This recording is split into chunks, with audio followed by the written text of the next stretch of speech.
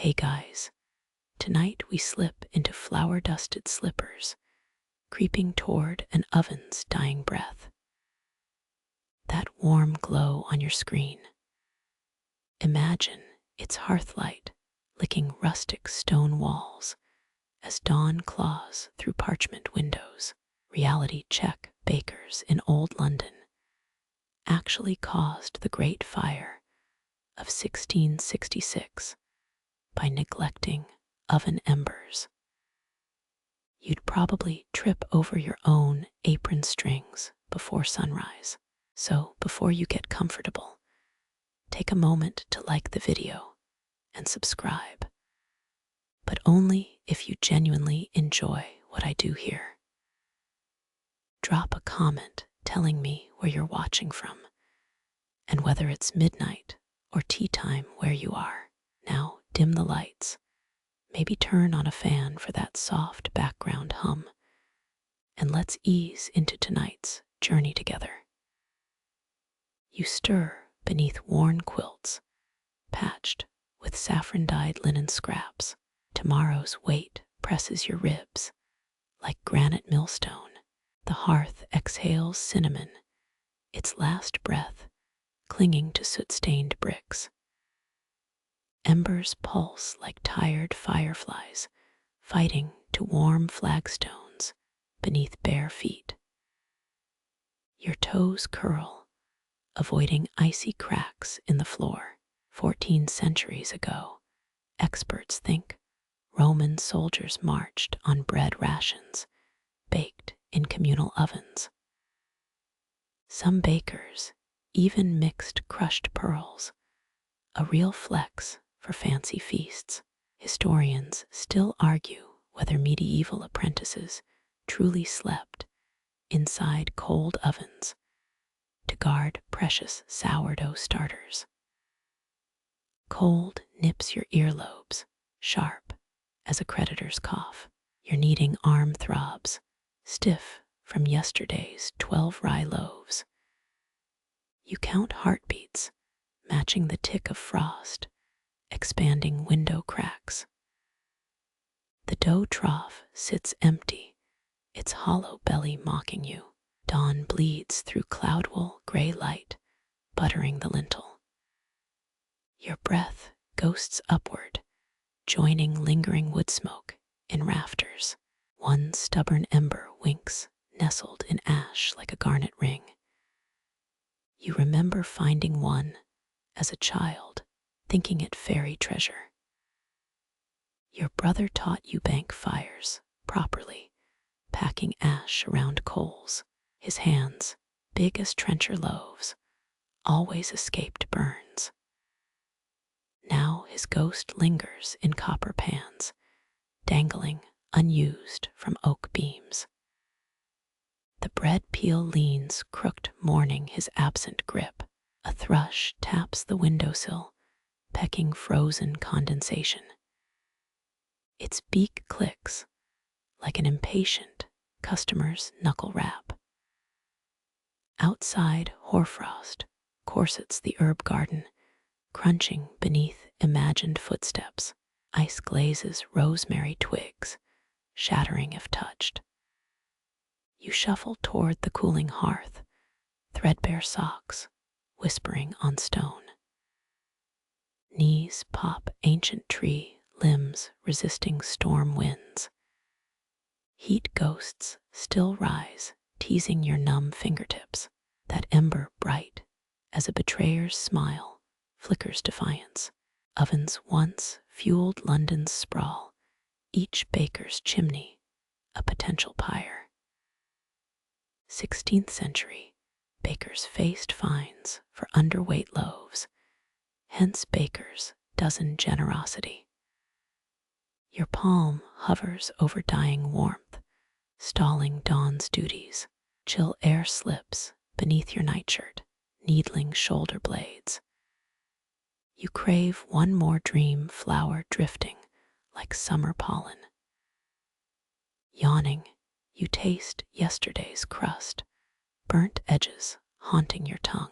Some Tudor bakers used bread as plates, called trenchers, soaking up meat juices. Cat fur drifts across floorboards, ginger tufts escaping last night's hearthside snooze. 4 finches squabble at the eaves, dropping frozen berry scraps.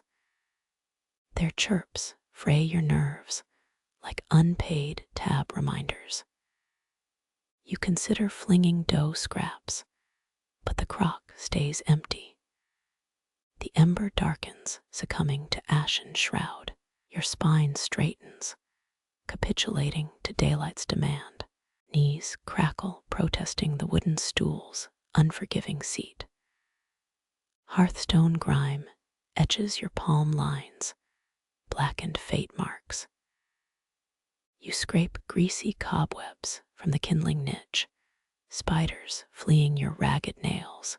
Rats gnawed last winter's mittens, left mummified in the woodpile. You finger the frayed remains, itching to flame them.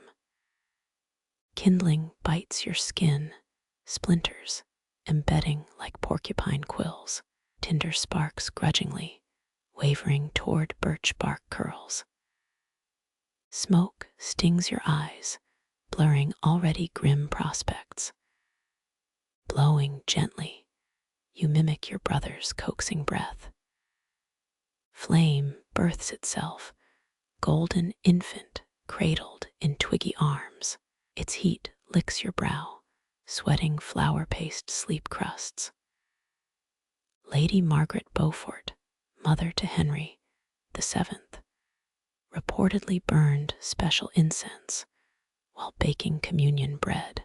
Her household rolls contained gold leaf, devoured by dysentery anyway. Blinking, you swear cinnamon still perfumes soot motes. But spice jars emptied weeks ago, their ghosts teasing memory.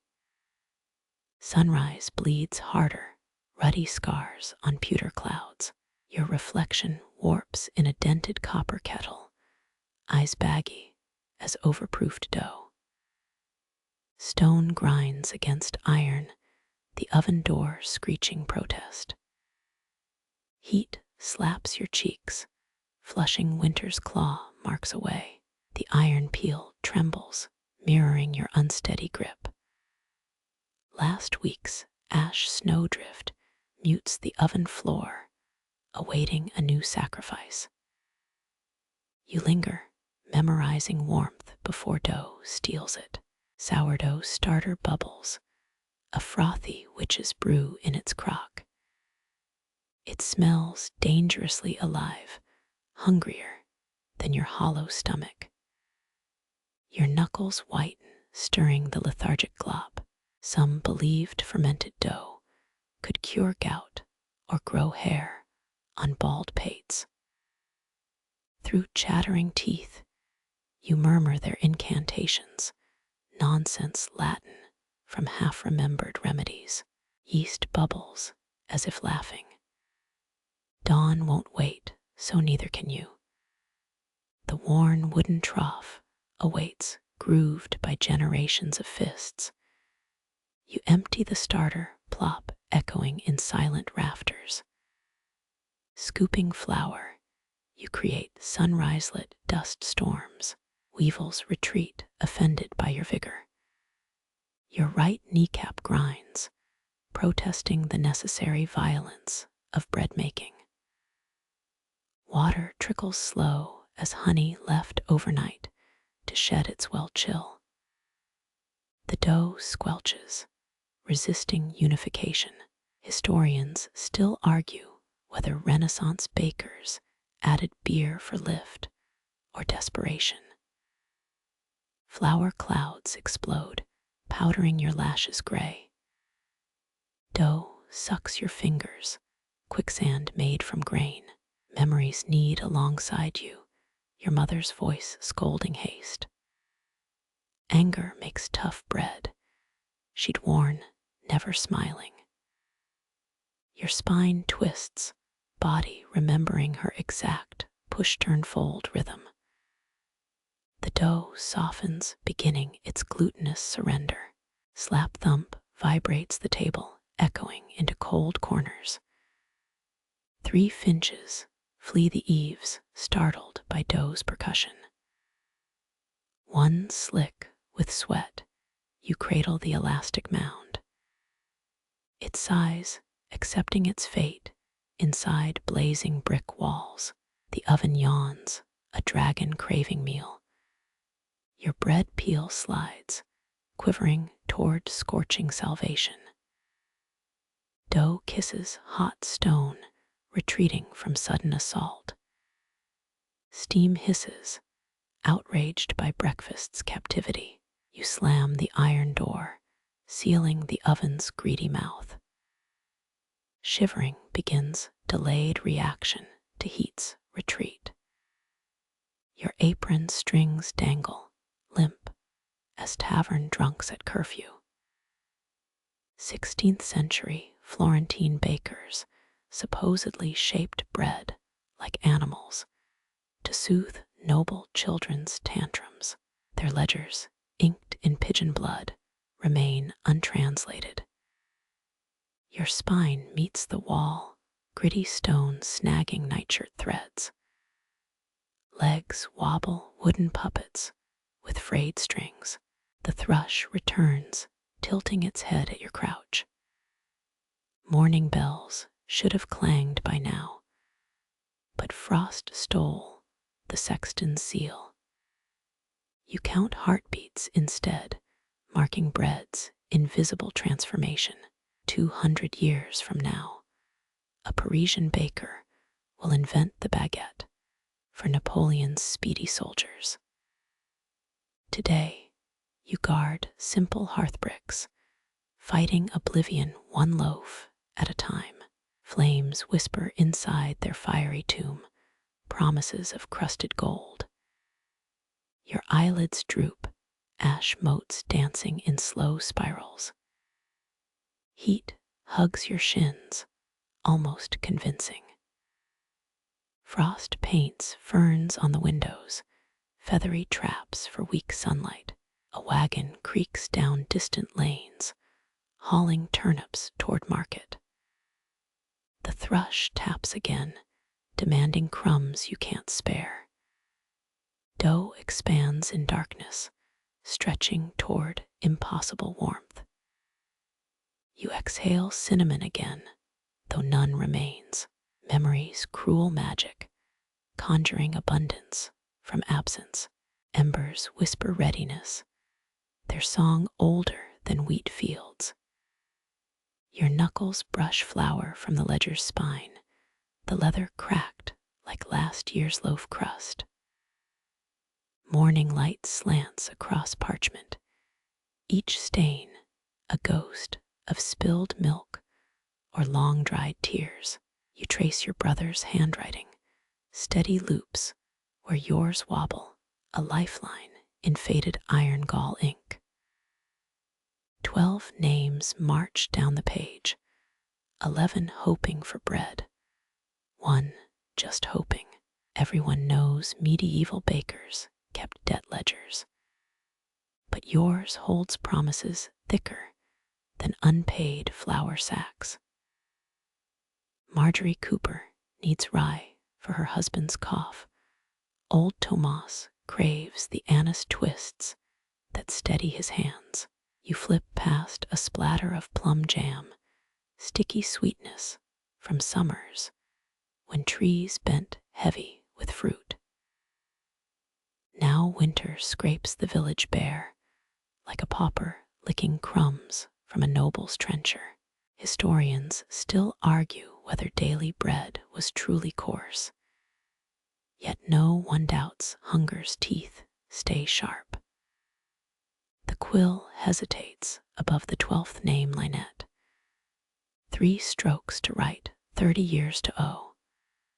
Her payment, a honeycomb wrapped in blue cloth, left where the millstream meets the oak. 9 summers ago her laugh, still bright as a copper coin, before the marsh fever stole 2 children and her smile. You promised loaves in trade for sweetness, each crumb a failed resurrection. Dust motes dance where your breath stirs the air, frost painting silver webs on the window. Your fingertip finds the tally, marks 3 vertical lines, slashed by a 4th. Baker's dozen logic gone sour, 13 mouths, when flour barely fills 12 bowls. Some ledger entries whisper louder than others, like that 6th century monk scribbling pastry, recipes between prayers. Wonder if his vows tasted better sugared.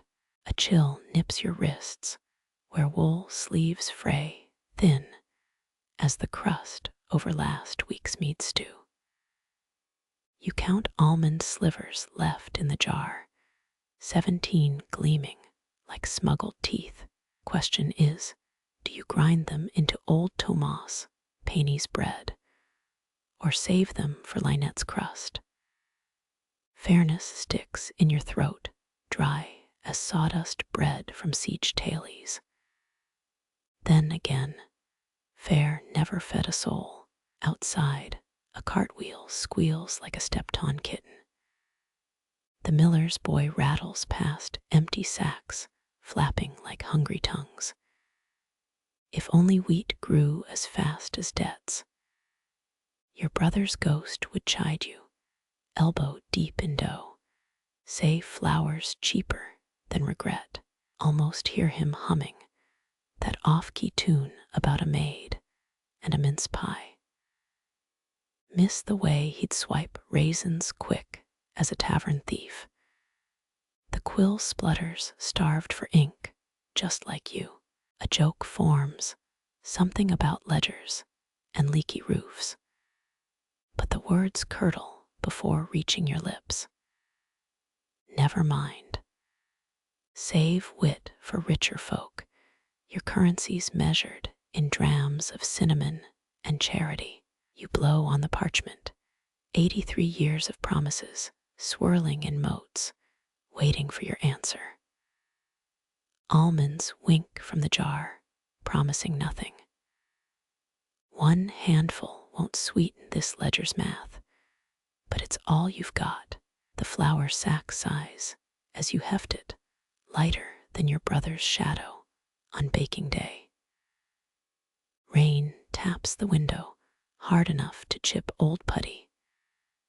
No mule cart rattles over cobblestones today, just water gullying the road into mud soup. You press palms against icy glass, counting each droplet like a missed grain of salt. Romans once paid soldiers in salt. That's where salary comes from. But your pantry holds none tonight. The almond jar mocks from the shelf, one handful rattling like dice in a gambler's cup. Persian brides carried almonds as dowry, though yours wouldn't buy a chicken's gratitude now. 17 split nuts glare up, their brown skins wrinkled as grandpa's knuckles. No merchant braved the storm, leaving your bitter shells untouched. You uncork the rainwater cask, float 2 precious almonds in your ladle. Even kings drank beer over water back then. Historians still argue whether they knew about boiling risks. A joke forms hard to catch dysentery when you're already starving, but the stove swallows it raw. Thunder groans like your empty flour bin.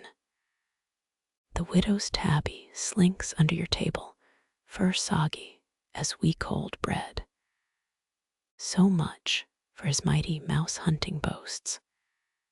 You drip rainwater into its bowl, eye those almonds again. Old Tomas wheezes louder than this wind. His anise twists need grinding. Lightning flashes brief as a tavern keeper's smile. The jar's shadow stretches tall, almost full, until gloom swallows the lie. Almonds traveled the Silk Road in saddlebags, sealed against bandits and downpours. Yours came cheaper, stolen from a merchant's spilled crate during summer riots. Soup steams thin as washed out ink. No salt sharpens the turnip sludge, just memory's ghost on your tongue. You crush a single almond between molars, oil bitter as medicine.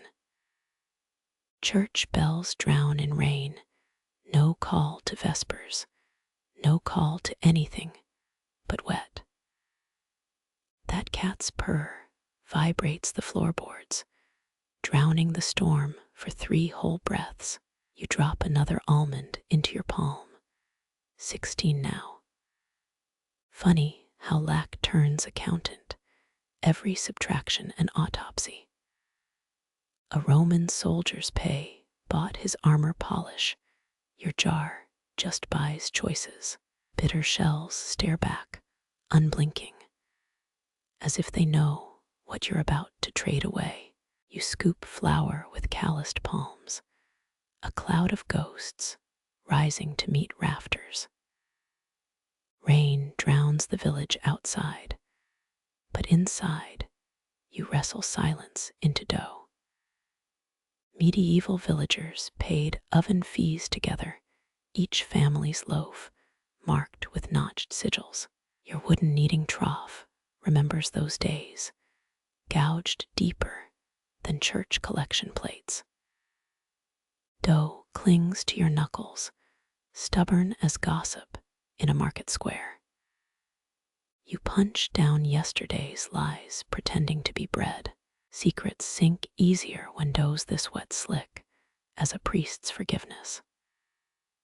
17 folds, you count each crease a buried sin.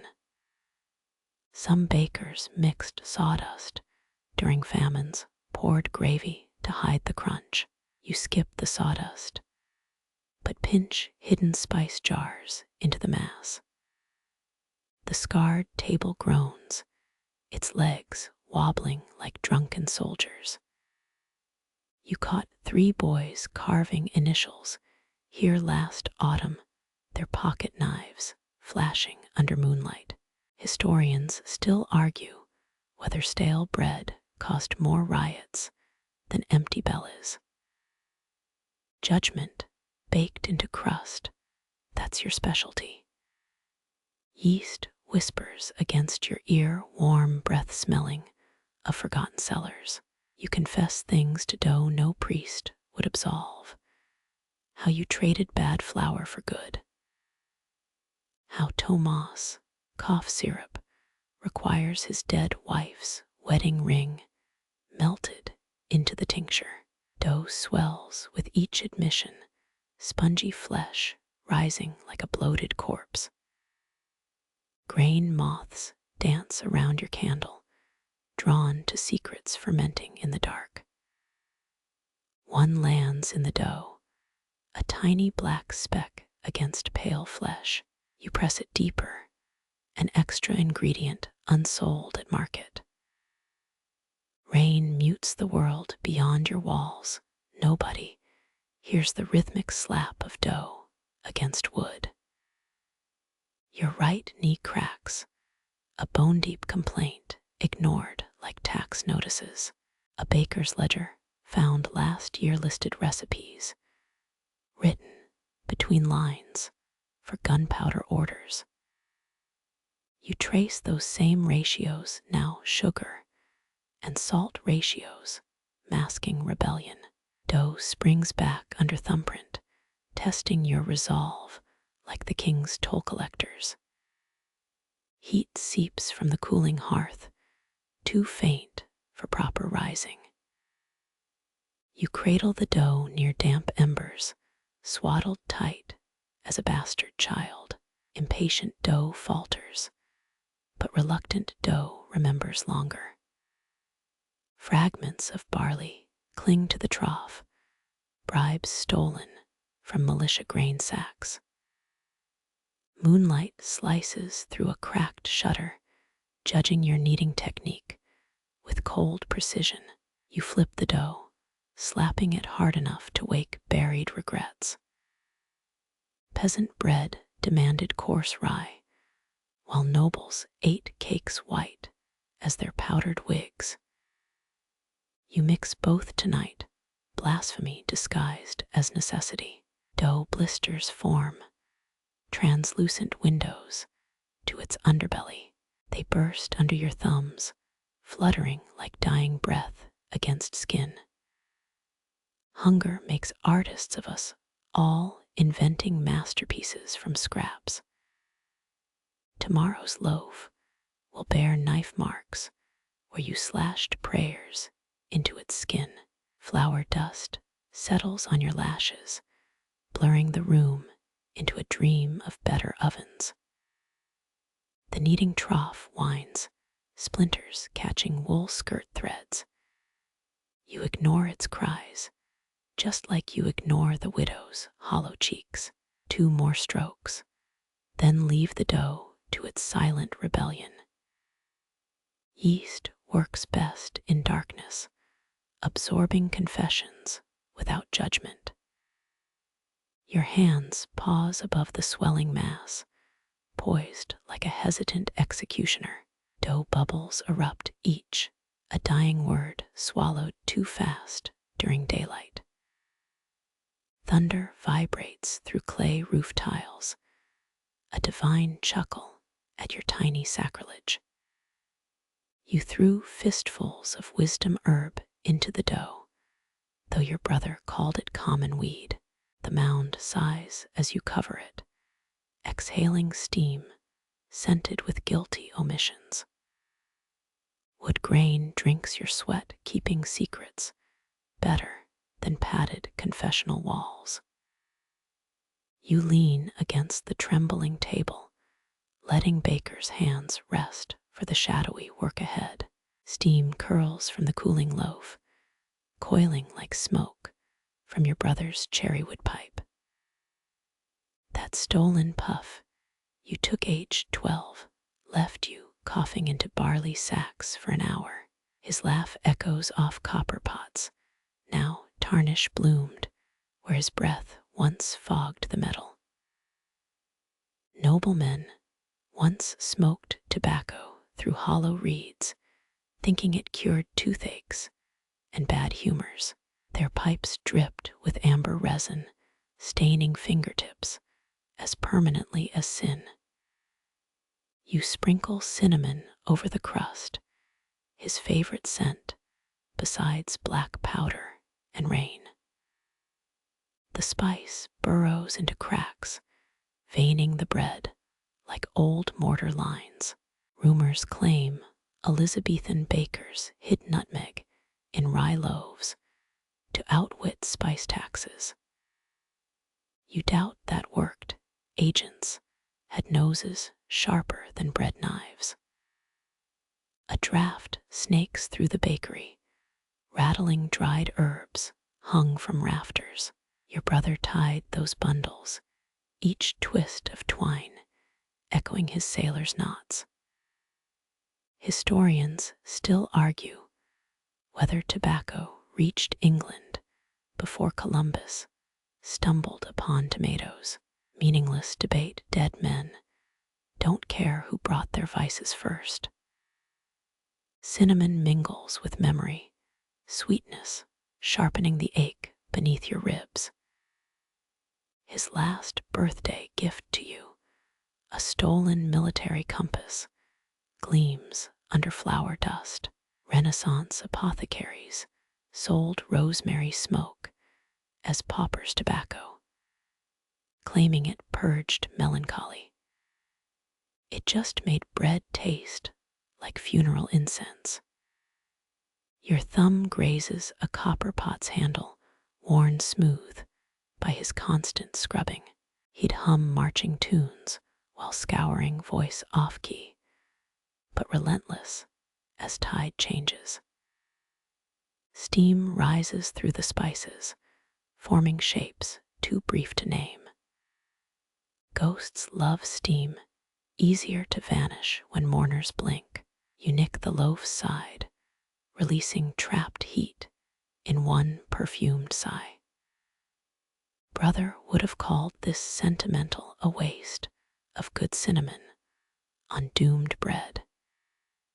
He preferred oats dunked in cheap beer, devoured standing up between guard shifts. The scarred table holds 2 bowls tonight. The one stays empty as his grave. Yeast bubbles pop softly, mimicking his old habit of snapping fingers during silences. Dutch merchants once traded cinnamon for cannonballs, spice scales balanced with gunpowder barrels. A fair swap, both make men weep when handled poorly. Your palm hovers over steam, letting heat. Pretend it's his breath against skin, fitting that your last memory of him smells of burnt sugar and saltpeter. Soldiers took his body, but not his pipe, stashed beneath floorboards with adolescent clumsiness. Moonlight stripes the cinnamon jar, label faded to a ghost of ink. You whisper news he already knows. The widow's cough improved, the bailiff's threats thickened. An owl calls outside, mocking your one-sided conversation. Wind strangles the hearth's last embers, snuffing companionship like candle wicks. Blackened wood crumbles, ash joining flour on your boots. Bakers once added pipe ash to dough during sieges, believing it strengthened the loaf's spirit. Mostly, it just toughened the crust beyond teeth. You press the warm loaf to your apron, letting cinnamon stain the fabric like dried blood. His ghost prefers crusty ends. You'll crumble it later by the river. Police ordinances banned public pipe smoking. In 1580 Vienna, fearing fire more than rebellion. Fitting, your brother hated Vienna's cramped streets anyway. Copper pots shiver in the cooling air, ringing faintly like distant chapel bells. Steam thins to nothing, taking his borrowed shape with it. Tomorrow's bread waits unspiced, denied this annual indulgence. Your knife hesitates above the loaf blade, catching moon-cold light. A sliver for memory, a crust for practicality. The first slice falls silent, unlike his laughter. Dawn creeps through shutters, thieving warmth from your brother's fading cinnamon vigil. 3 brittle knocks shatter dawn's quiet, like twigs snapping under a boot sole. Crows explode from the bakery eaves, black silhouettes cursing the disturbance. Their wings whip frost-laden air, dusting your doorstep with diamond specks. Historians note London's Elizabethan bakers, often moonlighted as theater brothel owners. But you just moonlight as exhausted. You unstick the door, hinges screaming like a stepped-on cat. Widow Muller stands framed, their black shawl tighter than a hangman's noose. Her hands clutch nothing but a grubby onion, roots dangling like witch hair.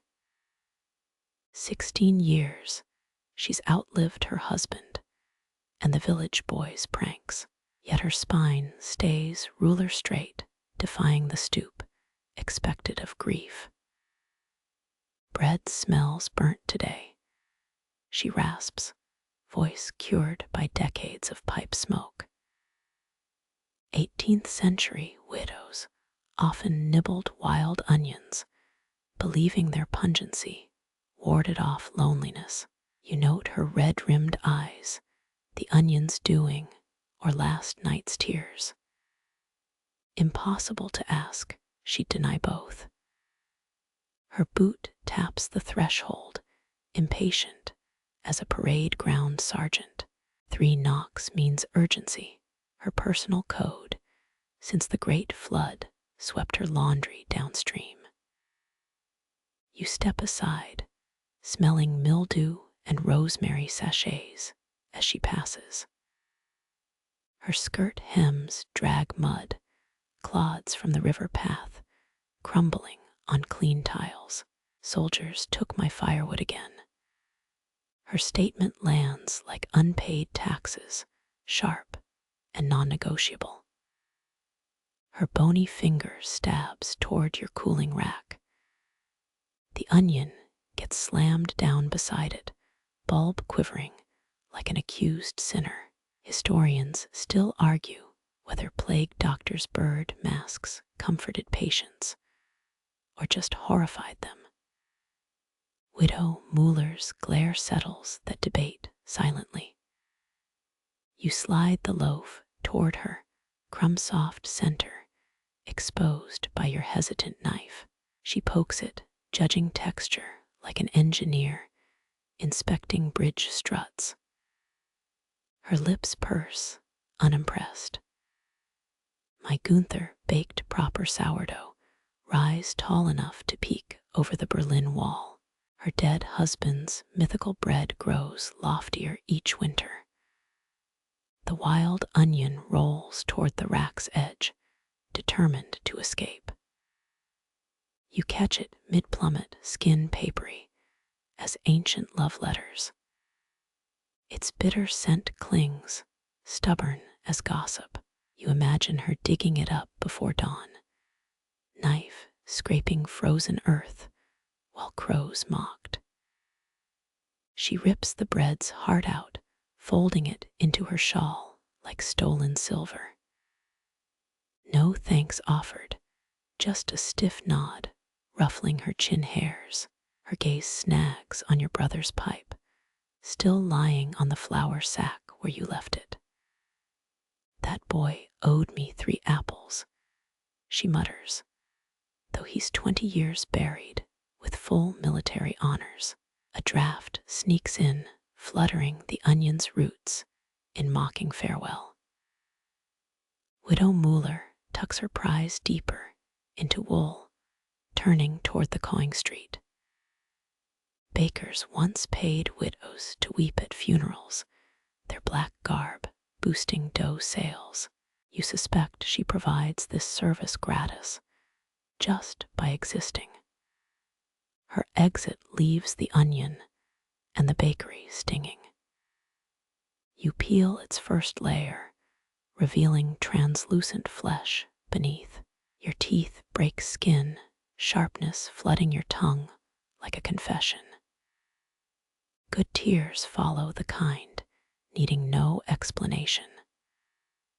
Outside, the crows reclaim their roost, settling grievances with indignant squawks.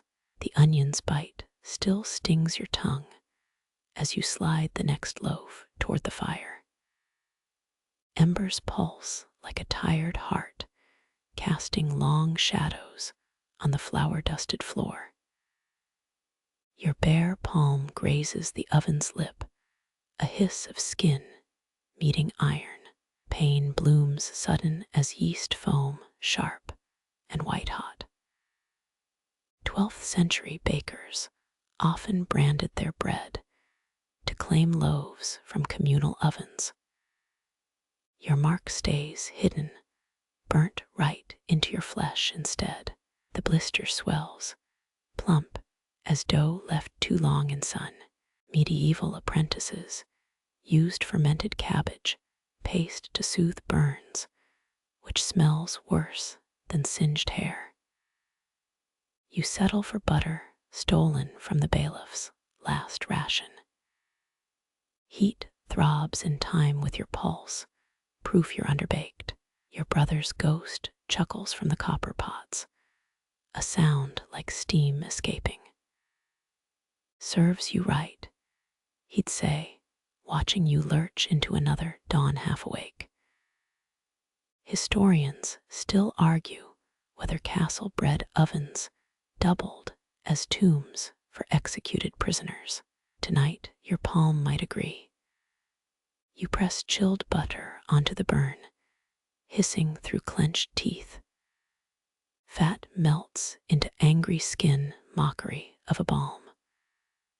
Across your scarred table, the loaves, edge blackens like royal toast, a shame that crispy curls your favorite part.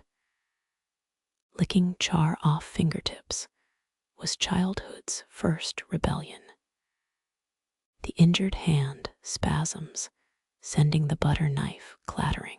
It lands point down in floor cracks, quivering like a compass needle.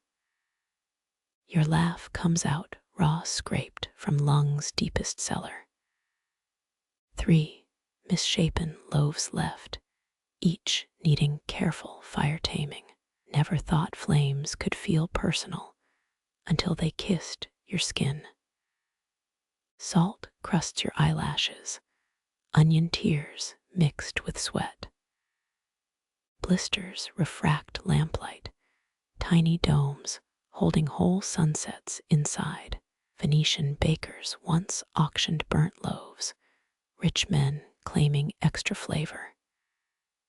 You'd give this one away free if it meant sleeping past sunrise. Outside, wind gnaws the thatched roof like a starved hound. Each gust stirs old ash, gray snow settling on the cooling racks. Your palm shrieks when flour touches it, angry as a scalded cat. You wrap it in your apron's hem, stained mustard yellow from turmeric experiments. The fire pops, spitting ember sparks toward dangling herbs. One lands on the blister, kissing it like a heckling stranger. Pain sharpens your focus, cleaving fog from weary thoughts. Each loaf becomes a warrior now, needing armor against your clumsy hands. Shift weight to your good side, turning loaves with elbow nudges. Yeast scent turns nutty, almost caramelized at the edges. Hunger rolls your stomach, empty as widow moolers would shed. You snap off a burnt corner, tossing it into glowing coals. Smoke curls into the rafters, writing tomorrow's worries in gray script. Blisters weep clear liquid, staining linen bandages opaque. Someone will ask about the smell, overripe pear mixed with sorrow. You'll shrug, flour already coating the lie on your lips. Starlight bleeds through smoke vents, speckling the scarred dough board. Your shadow stretches tall there, wearing a baker's hat it never earned. The burn throbs quieter now, punishment lessening with each breath. Perhaps butter did help, or just time's numb embrace. Dawn's first blush seeps under the door, pink as rare ham. You lift the final loaf, burnt edge matching your wound. Both will scab over soon, one cracked open for sharing, the other hidden beneath linen.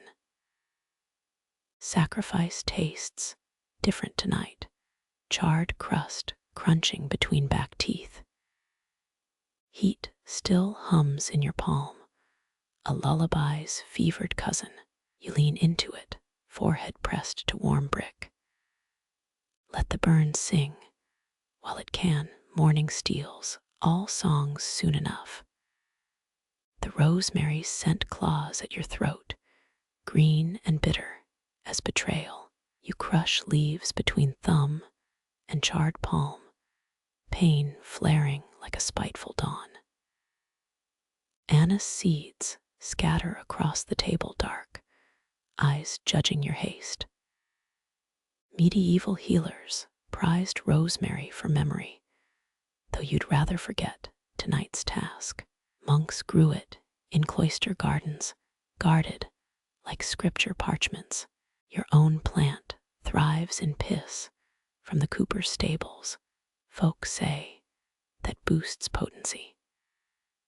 The smell clings to your nails, church incense mixed with barnyard grit. Blistered fingers shred stems into porcelain mortar white bowl, glinting like a skullcap. Each twist grinds leaves into paste, thick as guilt. Your brother used rosemary to detoxify meat, remember, when he charmed the butcher's daughter with spiced lamb. This batch serves darker purposes, stealing fever break from the garrison soldiers. Historians still argue whether monastic hospitals denied pain relief to punish sin. The mortar shrieks under the pestle, a sound like mallets on bone. Sweat beads where flour sticks to your neck, itchy as woolens in July. A folded note waits under the spice jar, slanted script more poison than ink. Anise requested. It commands feminine loops veiling steel. Healers once treated battle wounds with moldy bread. Those blue-green growths now nestle in your forgotten rye loaf. You've hidden it beneath floorboards, just in case her price grows steeper. Moonlight bleeds through parchment windows, thinning the shadows on your workbench. 3 vials stand ready: birch sap for fever, crushed poppy for sleep, and this cursed rosemary paste. Soldiers won't know their salvation smells of Cooper's midnight piss and stolen herbs. The paste oozes black-green, thick as river mud when winters end. Your burned hand trembles, knocking over the anise jar. Tiny seeds cascade like insect eggs, rolling toward floor, cracks hungry for secrets. Napoleonic medics packed wounds with rosemary when iodine ran scarce. You suppose rotting bandaged men smelled like a roast chicken. A draft flutters the healer's note, its edges flapping like distressed wings. You smear paste into linen scraps, each strip doomed to fester in some soldier's gash. The barter gnaws your gut, Anise seeds for her silence about your midnight gleanings. She knows you harvested rosemary from graveyard plots where the town's last plague victims rot. Bitter resin coats your tongue. Did you lick your palm absent-mindedly? Numbness spreads slow as yeast in cold dough, your lips tingling like Novocaine from that street dentist. Coincidence or consequence? The healer never warns of side effects. Your scarred table holds proof of her cruelties, knife marks where she once quartered a stillborn lamb for poultice blood. The paste darkens as air touches it, green shifting to Venus purple. 3 linen strips curl like dead skin, awaiting their doomed purpose. Dawn's first birds mock your efforts, their chirps sharper than scalpels. One task left: wrap the anise in oilcloth, her preferred currency. Seeds cling to your damp palm, nestling in lifelines like fate's blueprints. Saxon brides chewed anise to sweeten their breath before wedding nights, though you doubt the healer cares for romance. Your wrapped palm grips the bundle too tight, new blisters weeping onto linen. A trade for tomorrow's fragile peace, bitter greens for borrowed time. Wind howls through the eaves, carrying the garrison's distant coughs. Rosemary's ghost follows you to the door, stench of memory and mercy undone. Rosemary's ghost follows you to the door, stench of memory and mercy undone. Twilight bleeds the field gold, last sunbeams gilding bent rye stalks. You press your forehead against the cooling glass, watching fireflies flicker like lost embers. Grubby fingers part the grain tiny palms, cradling hexagons of stolen sunlight. The comb weeps amber, one drop tracing the child's wrist like a bracelet. Neolithic traders carried honey in reed baskets. It never spoiled. They called it liquid eternity. The child's feet whisper through stalks, sound dampened by soil, still warm from day's oven. Your heel piece oozes molasses, slick as gilt. Viking sailors fermented honey into mead, said it opened Odin's eye. This comb's raw, dripping with risky sweetness. Did the apiary monks notice their hive disturbed, or were they busy chanting evening prayers? A grin flashes through the window, crooked as a broken shelf. You slide the dough chunk across the sill, molasses catching twilight like cheap wine. Child teeth sink into the crust, staining enamel sticky brown. Some claim ancient Egyptians floated honey on rafts, absorbing river sounds, a fair trade, pollen stains for grain scars.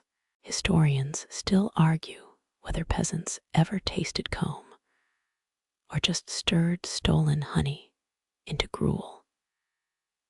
Dirty thumbs swipe rye seeds from the loaf's edge, precious as sapphires. The boy retreats into rustling rye, his prize clutched tight. Glass fogs where your breath hitched, a phantom fingerprint lingering. Silk Road merchants slept with honey under tongues, warding off desert curses. Stars prick the dusk, pinpricks in God's flour sack. Moonlight silvers the rye stalks, bending like old men's spines. Your scythe bites soil tonight, not grain. Steel grinds against hidden stones, sparking faint as dying fireflies. Medieval farmers called rye the pauper's wheat. It grew where other crops starved. 3 wrinkled seeds nestle in your palm, darker than dried blood. You kneel where the field's edge crumbles into wild parsley. Earth smells of rain long swallowed, dirt cool beneath your knees. Historians still argue whether midnight planting was prayer or desperation. 1 seed for hunger past, 1 for hunger present, 1 for hunger unseen. The blade's curve carves a shallow trench, moon-white lines on black soil. A village tale claims whispered secrets make roots dig deeper. You murmur half-remembered words, hoping crows won't overhear. 1500s peasants hid seed grain in hollow staves, defying lords' tithes. Each seed disappears under black crumbs, buried treasure without a map. Your thumb presses the last one deep, knuckle brushing, a tree root's ghost. Farmers once swore certain moons soured bread, harvested rye, haunted hungry bellies with screams, foolish magic, or misunderstood molds. Wind riffles the rye like a deck of cards, shushing your work. This patch borders the charcoal burner's woods, where ovens never scent the air. You pat the soil smooth, a baker's touch gentler than scythe's bite. Saladin's troops burned grain fields, yet left beehives, untouched as mercy. Why sabotage bread but spare honey? Pebbles mimic teeth under your nails, gritty reminders of kneading dough. Knees creak as you rise, joints stiffer than yesterday's crust. Dew seeps through worn boot, seams claiming your toes first. Starlight outlines the scythe's handle dented where brother's grip once fit. He'd laugh at planting 3 seeds in famine times. Tools always rust before courage does. Your laugh sounds like a snapped twig, short and sharp in the quiet. Distant church bells should mark midnight, but frost stole their tongues last week. You count heartbeats instead, 37 pulses before turning home.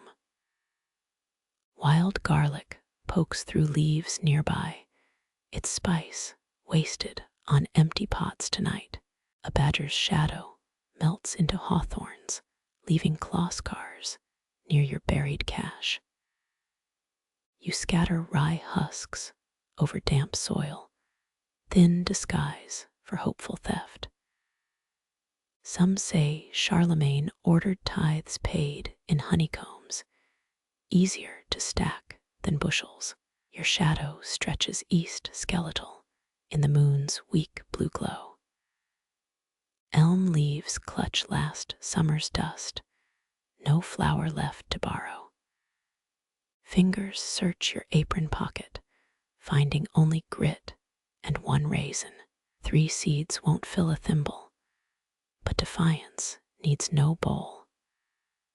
Coughing fits bite your ribs, echoing the bailiff's dry chuckle earlier. He took the wheat, but missed the rye field's true treasure. Vikings used rye mold to brew sour beer, willing to gulp guttache for visions. Owl wings beat the air above, silent as sugar settling in a jar. You lick soil from your palm, bitterness lingering like unpaid debts. Back when guilds ruled, baking with rye meant lower taxes than wheat. Clever dodge governments chase gold more than done. Scythe drags behind you, plow now, weapon later, depending on dawn's visitors. Meat pies used rye crusts to stretch venison, medieval housewives stretching hunger.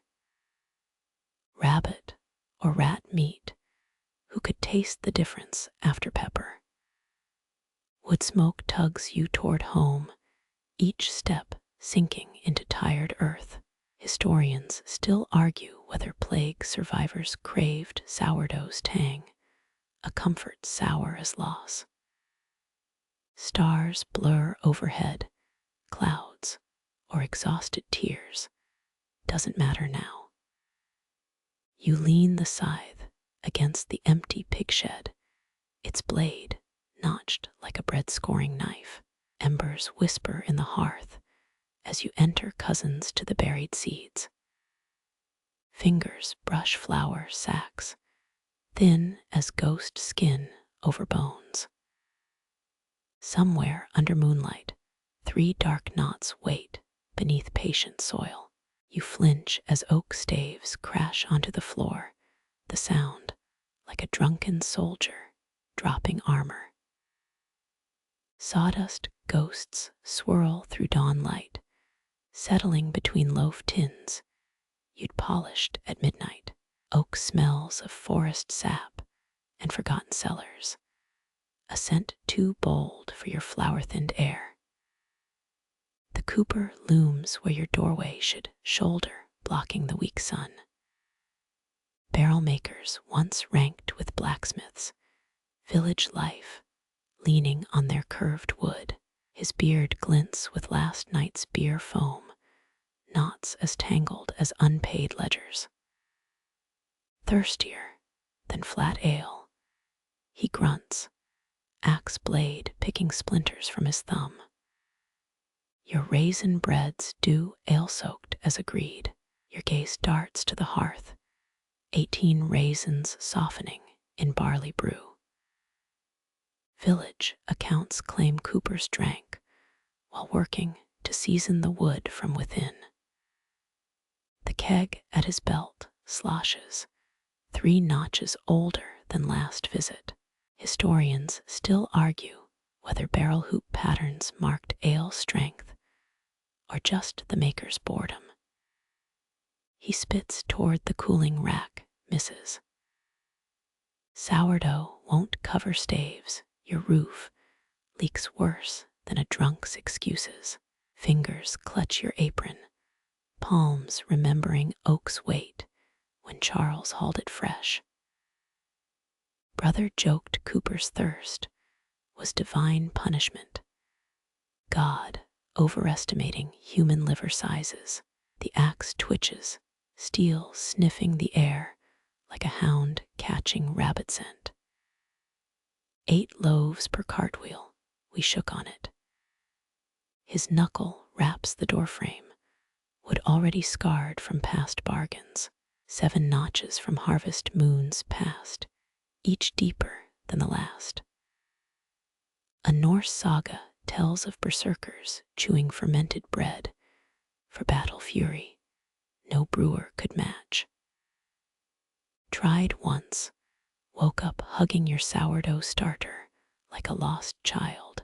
You kneel by the hearth, ale jar fogging your knuckles. Steam curls up, carrying malt and desperation. Apples rotted before summer, raisins cost crow's eye silver now. His boot heel grinds spilled flour into stone, white swirls turning gray. Barrels cost blood when oak grows legs. Kings, foresters got wolfish teeth. Coopers once shipped hollowed logs downriver dodging tolls by floating them like smuggled cadavers.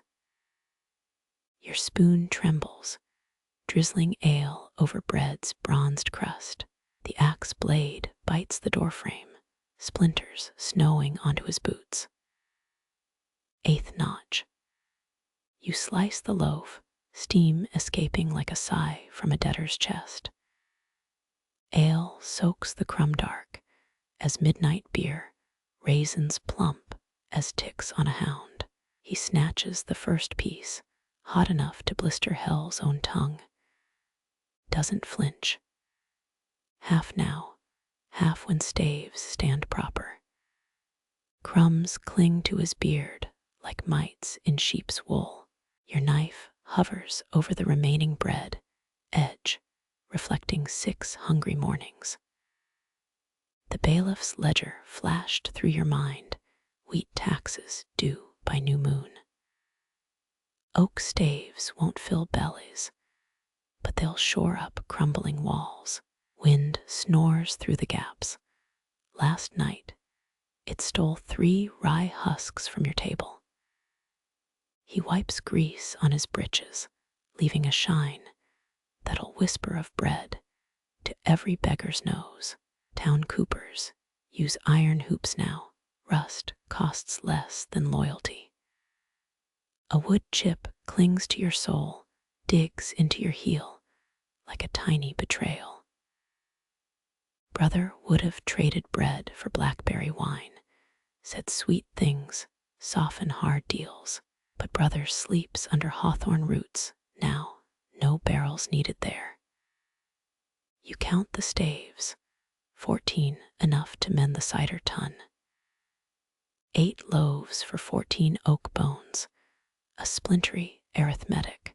His axe taps the tally marks, rhythm like a bored executioner testing rope. Outside, a cow groans for its milking. Wind carries the beekeeper's time, sent from 2 hills over. Honey lies beyond today's. Barter this trades all vinegar and splinters. The cooper's belt creaks as he leans closer, sour breath warming your ear. Heard the bailiff favors spice bread, cinnamon bribes sweeten his ledger. Your flour sacks slump in the corner emptier than a gambler's promise. One nutmeg clove hides in a cracked teacup, last relic from a sunken spice ship. Viking traders once faked nutmeg with carved wood, fooled kings, until their tongues turned splintery. The hearth crackles, one raisin escapes the loaf, black jewel rolling toward ash. He crushes it under heel, slow, eyes daring you to mourn. Said half now, your voice cracks like green wood tossed on fire. His laugh sounds like a saw biting knotty timber, sharp and grudging. Half now, half if this slop won't poison my sons. You wrap the second loaf in burlap, lingering cloth worn thin as patience. Fingers brush his palm, calluses rough as bark. 17 years back, his hands passed you wedding ale in an oak tankard he'd carved himself. He hefts the staves onto his shoulder, shadows bending like drunkards at noon. The axe leaves a fresh wound on the doorframe, eighth notch weeping sap.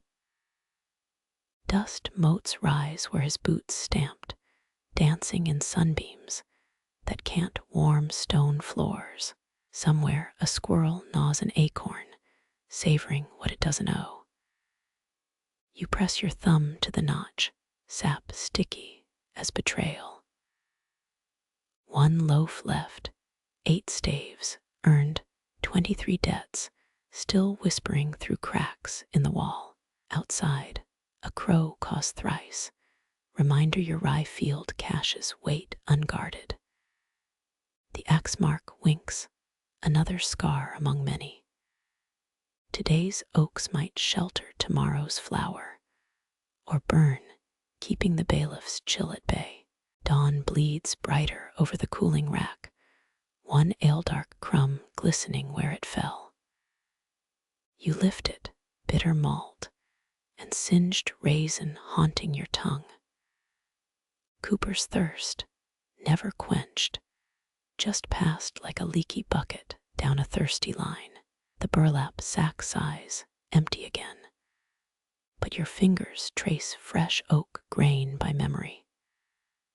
Frost paints your window cracks white, last night's breath turned to lace. Your toes curl under the hearth's ashes, too stingy with kindling again. A cough rasps below the sill, wet and hollow as a rotten log. You peel the quilt off like old dough, chill, gnawing your ankles first.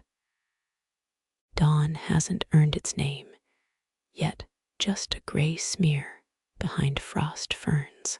That cough again, 3 jagged barks followed by phlegmy silence.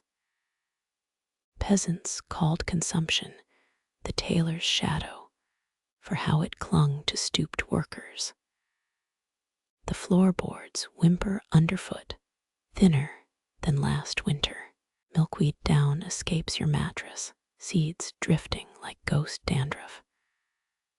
Revolutionary soldiers stuffed coats with milkweed fluff when wool ran scarce, itchier than patriotism. You peel back the shutters. Cold slaps your cheeks awake.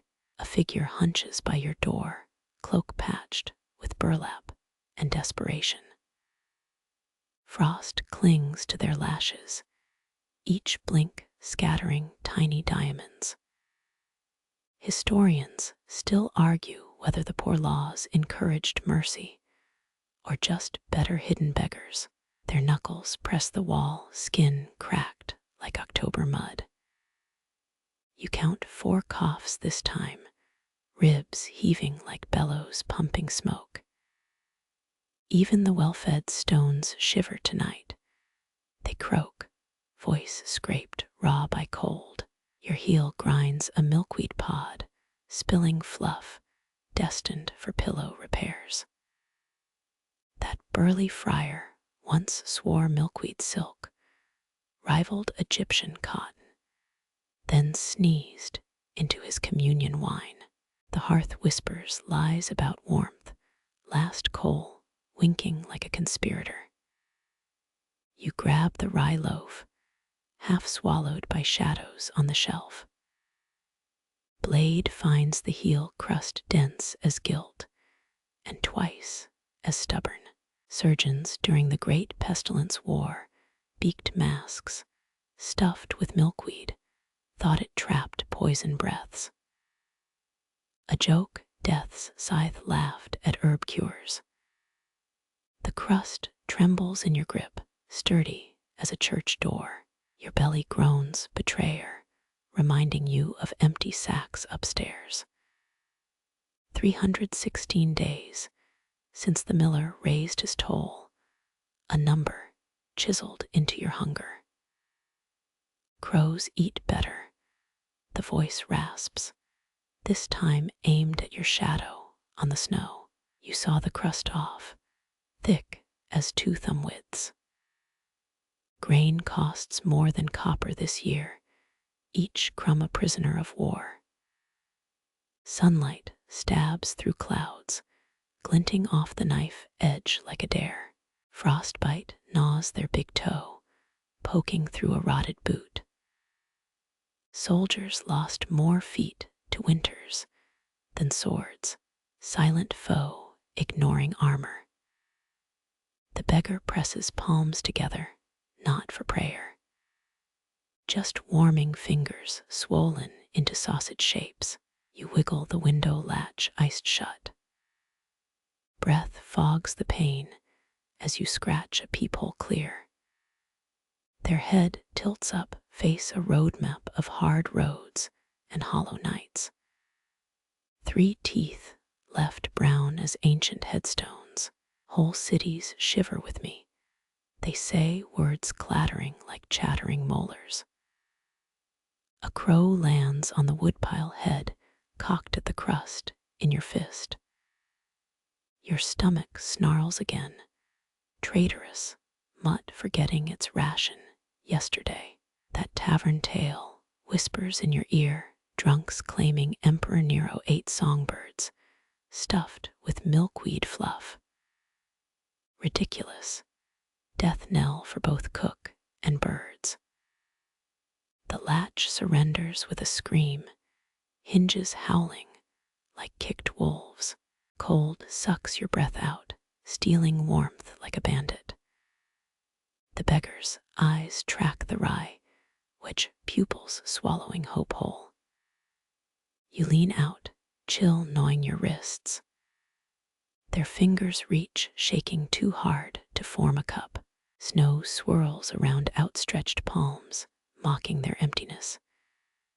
Cat got your tongue, or just the cold? They ask, smile sharp as an ice shard. A cough rattles their chest, ugly thunder, promising stormier lungs inside. Bread tilts in your grip, but gravity hesitates to claim it. Almsgiving could mark your door for every starving soul. Beggars gossip faster than crows. The crow hops closer, pecking at phantom crumbs in snow. You snap off half the crust, keep the smaller piece. They don't flinch, waiting like a cracked jug needing filling.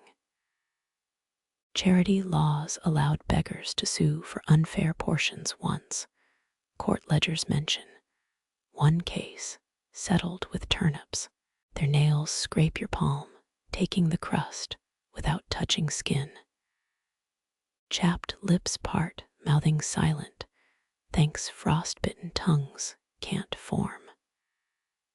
The crow caws, impatient critic of your generosity. They shove the bread into their cloak, averse to spectators. Hunger makes thieves of saints. Your own fingers still clutch the remnant crust. Milkweed fluff won't patch that window. They mumble, chin tucked into their collar. Used to trade work, their tone says, before hunger pared them down to bones. Wind hustles between you, snatching breath, before it can form words. Your stolen heel piece feels like stone in your grip, false courage crumbling. They turn, heading for the pines beyond your woodpile. Every step prints pain into snow, boot strap trailing like a broken promise. Wait, the cold mangles your voice into a stranger's plea. They halt, shoulders tense, under thin wool. You thrust your crust through the window arm, obeying some deeper muscle memory. 4 hungry mornings howl at the sacrifice. Heroism tastes like betrayal of your own belly. Their glove closes over the bread, thawing frost on the crust. Milkweed silk drifts down from your sill, landing on their hood like misplaced snowflakes. Sprits chew louder than your stomach, baker. They say scarred knuckle, tapping their temple. A ghost of warmth glows beneath your ribs, small defiance against the cold. The crow squawks disgusted by human bargains and flaps toward emptier fields. Their cough fades with each step, buried under bread stolen from winter's jaws. You count 20 slow breaths until frost numbness nibbles your fingertips. Dawn bleeds proper color now, streaking the snow pink as raw lamb. The milkweed spill glitters on your floor, ingredients for softer nights, still clinging to their pods. You shut the window, severing the world again. The beggar's footsteps linger in your ears, crunching toward whatever sanctuary waits beyond. A burnt crust corner clings to your palm hard and black as a bat's wing. You suck it slowly, flesh warming the rye bit by bit. Hours until, with burnt caramel grit, it dissolves. Wind resumes its gnawing song at your walls. The hearth whispers ash confessions, milkweed heroes. Charity won't stuff tomorrow's loaf, but your fingers brush flakes left behind. Hungry saints have tougher tongues, you think, crumbling the evidence into ash. Mercy won't fill silence, but the beggar's cough feels lighter now, thief's peace traded for crumbs. Morning unfolds like hesitant dough rising on a lukewarm hearth. Somewhere, the begged crust settles, muffling another cough before it starts. Snow keeps falling steady as a monk's prayer beads. Milkweed fluff swirls ghosts of softness, still hunting for a home. Threadbare linen rasps your hips, gritty, with old flour ground into seams. The apron sags where cotton once bunched your waist narrower than last harvest season. 3 yellowed stains mark failed knots, yanked tight for 5 winters running. Medieval laws priced starving peasants clothing at 1 copper per yard, less than a day-old bun.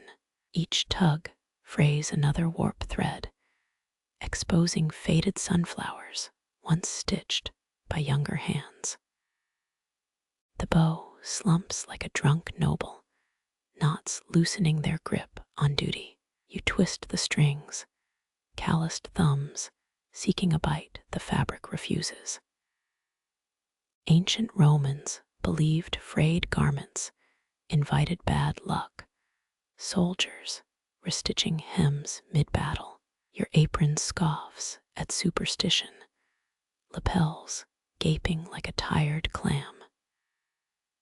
Sunlight slumps through the window, patronizingly bright for a threadbare day.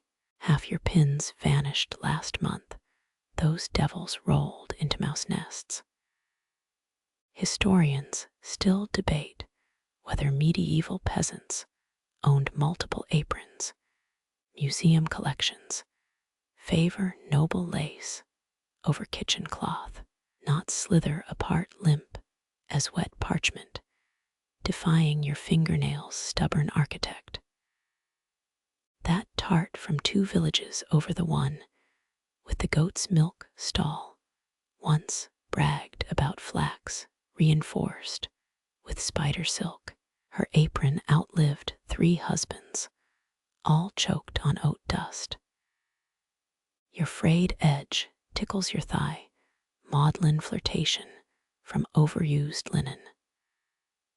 A breeze gropes through the shutters, lifting the right strap like a conspirator's wink.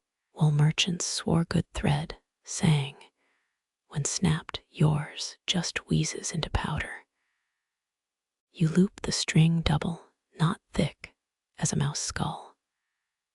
It wilts, pathetic, before you turn toward the cooling bread. Wind hisses through the weaving's gaps, whispering where maternity smocks and flour sacks shared your cloth. Midwives once sold birthing aprons as lucky charms. Yours just reeks of burnt crust regrets. You jam a wooden spoon under the not temporary spine for failing fabric. Blisters pucker under the waistband, each grind echoing old burns from oven doors. Renaissance grain millers pinned fortunes inside apron hems. Your hidden pocket holds lint and 1 dried pea. The spoon handle pops free, spun sugar disobedience in carved wood. Cat hair tufts cling to your hem, gray tributes from last night's loaf guardian. You remember Bess Hawken, executed for smuggling butter in her skirts, though you suspect the real crime was underselling the king's taxman. Linen surrenders another centimeter, sagging toward your shins like tired molasses. Sunlight snags on loose threads, casting web shadows across dough-scarred hips. Tudor apprentices burned aprons after mastering their trade. Yours would barely fuel a candle. The knot sighs open, silky rebellion against your busy hands. Fingernails tear at the thinnest patch, fabric parting like old lovers tired of fighting. Silk farms failed here, sheep outvoted mulberry trees, leaving linen to stiffen in frost and duty. You knot fabric around a spoon once more, a temporary fix holding together temporary things. Your spine curves, apron drooping like shed snakeskin on the floor hook. Tomorrow's dough waits, mockingly plump as threads unravel into tonight's hopeless tangles. The linen whispers farewell, 1 frayed strand brushing your wrist like a last kiss. A tinny clink whispers under the flour sacks. Fingertips graze cold metal in the dusty dark. You freeze mid-reach. Stolen apples haunt yesterday's ledger. The coin winks up, copper edges softened by greedy palms. Even medieval peasants knew buried coins meant trouble. Tax collectors sniffed hidden hoards faster than truffle pigs. This one's different, smeared with orchard dirt and small gilt. You scrape grime from its face, some dead king's profile worn to a ghost. Outside, a flash of gapped teeth through fractured window glass. The urchin's grin outshines their grubby cheeks, triumphant as Cleopatra sailing her barge. 8-year-olds shouldn't know barter, yet here's payment exact as a baker's dozen. Roman street kids reportedly trained mice to steal cheese. Your culprit used bare hands and audacity. The coin warms in your palm sticky with last summer's plum juice. You press it to the pane. Their nose squishes flat against the other side. Historians still argue whether starving children truly took food, or if rich abbots invented thieves to justify stingy alms. This coin whispers the truth, its weight honest as a risen loaf. 4 flowery footprints trail to your door, too small for adult boots. You picture them darting through stalls, a squirrel with bakers, knots in their hair. Tudor law punished apple thieves with ear nailing, mercifully out of fashion here. The coin fits your burn scar perfectly, like fate mocking your pinked flesh. They've overpaid. 3 copper bits equal 1 bruised apple at market. A shadow shifts in the rye shed, patched knees visible behind rain barrels. Your throat tightens, remembering your brother at that age stealing pears for your fever-weak tongue. Tap twice if you want change, you mouth through the glass. Their head shake stirs matted curls, refusal fierce as a cornered badger. Some lost Roman legion paid soldiers in salt. This kid deals in orchard gold. Wind rattles the cracked pane. Their reflection shivers into ripples. You slide yesterday's seed cake onto the sill, still wrapped in dock leaves. Thin arms snatch it, vanishing into the cobbled lane's mist. Flour drifts where the coin lay, burying the spot like fresh snow over a grave. Charlemagne once decreed bakers' scales be checked thrice yearly, yet no law measures a child's hollow belly. The copper warms beneath your tongue, a old peddler's trick against highwaymen. Metal flavors the air, blood tang mixing with yeast breath. Dawn's first carts rumble past their driver, oblivious to the drama in your flour dust. You spit the coin onto dough-scarred wood, shining now like a new nail head. Tomorrow's bread tax will claim it, but today it buys 1 seed cake more than planned. The ledger lies open, its empty apple column now holds a smudged copper kiss. The coin's copper sweat still stains your palm when iron heels hit the stairs, a sound like axe blades chewing oak. You stiffen dough stuck to your knuckles, suddenly heavy as ingots. Medieval bailiffs carried notched sticks to tally debts. This one needs no tally. His boots announce him, each step cracking a threat into the woodgrain. 3 years ago, his predecessor joked about cinnamon bribes between confiscations. This new one smells of vinegar and ledger glue. His ink pot never runs dry. You glance at the cooling rack, raisin buns glistening like stolen amber. Historians still argue whether taxmen believed their own cruelty or just enjoyed the theater of fear. His eyes bypass your face, scanning shelves with the hunger of a taxidermist's hound.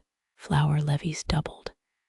He announces, voice flat as a dropped skillet.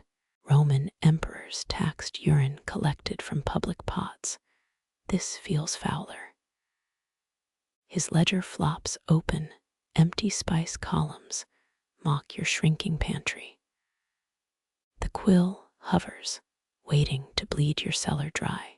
You slide parchment-thin excuses across the counter. Harvest failed, millstone cracked. Rats ate the seed grain. He snorts a bore drowning in mud. The Count wants his gingerbread soldiers glazed, not your neighbor's wheezing brats. Raisin buns glint under his gaze, sticky with deception. Some medieval bakers hid gold leaf under burnt crusts to cheat inspectors, your trick's simpler. The silence stretches, taut as dough, over proofing bread, his glove creaks reaching past you to pinch a bun's plump middle.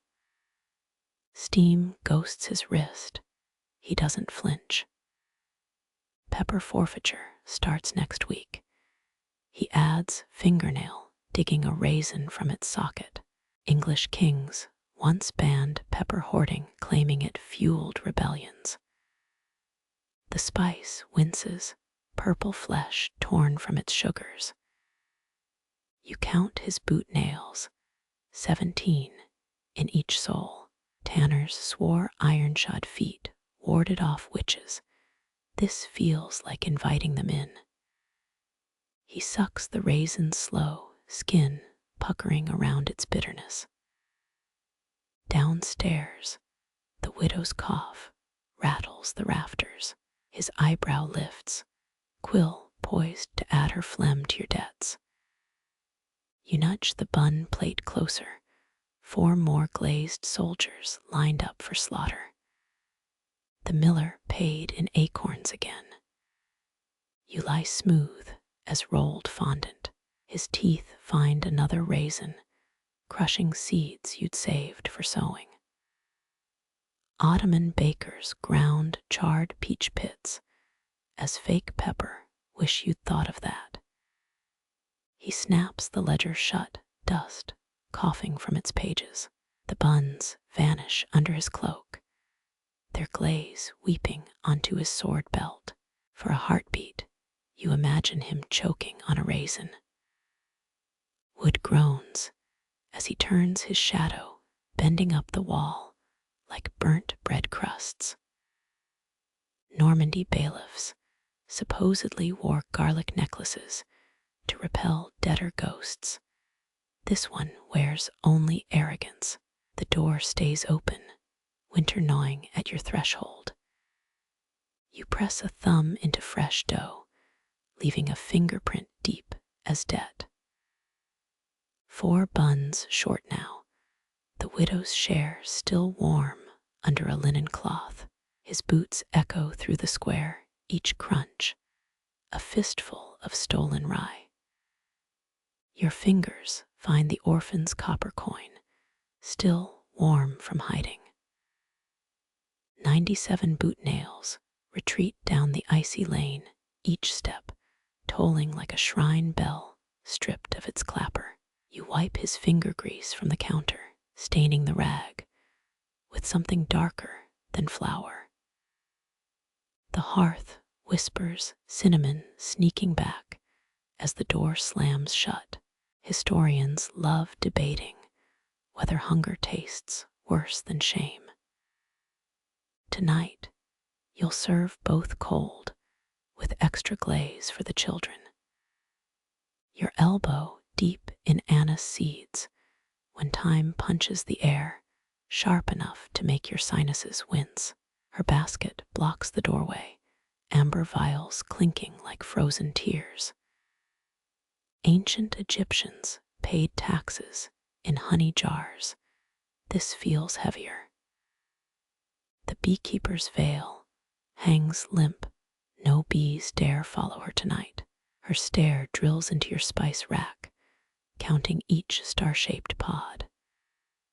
Your hives went quiet. You offer voice thin as comb wax. She sets 1 vial on the counter. Its honey swirls dark as poisoned wine. Sting yourself first, she murmurs, filigree knife glinting in her sleeve. Tudor beekeepers whispered charms before harvesting, her sound like curses. Rain pearls on her cloak, leftover storm from the eastern hills. You remember the baker's boy, how he traded combs for your rye crusts last spring. His grave sprouts rosemary now, bees avoid it entirely. Her finger taps the glass, echoing the bailiff's boot nails, their moving hives to the burial oaks, where soil tastes of gunpowder. You shudder, thinking of soldiers burying their rations near Poet's Hill. She slides the vial closer, time oil, swirling into gold, 3 seeds per drop. She bargains, eyeing your anise jar. Historians still argue whether hallucinogenic honey toppled Pontic armies or just made their raids gigglier. Your scarred palm hovers, sting scars from boyhood hives matching her blade's edge. A tendril of steam escapes the oven cinnamon treason against time's dominance. The widow's boy coughs blood. You counter budgeting mercy between syllables. Her laugh cracks like a virgin honeycomb, too bitter for beeswax.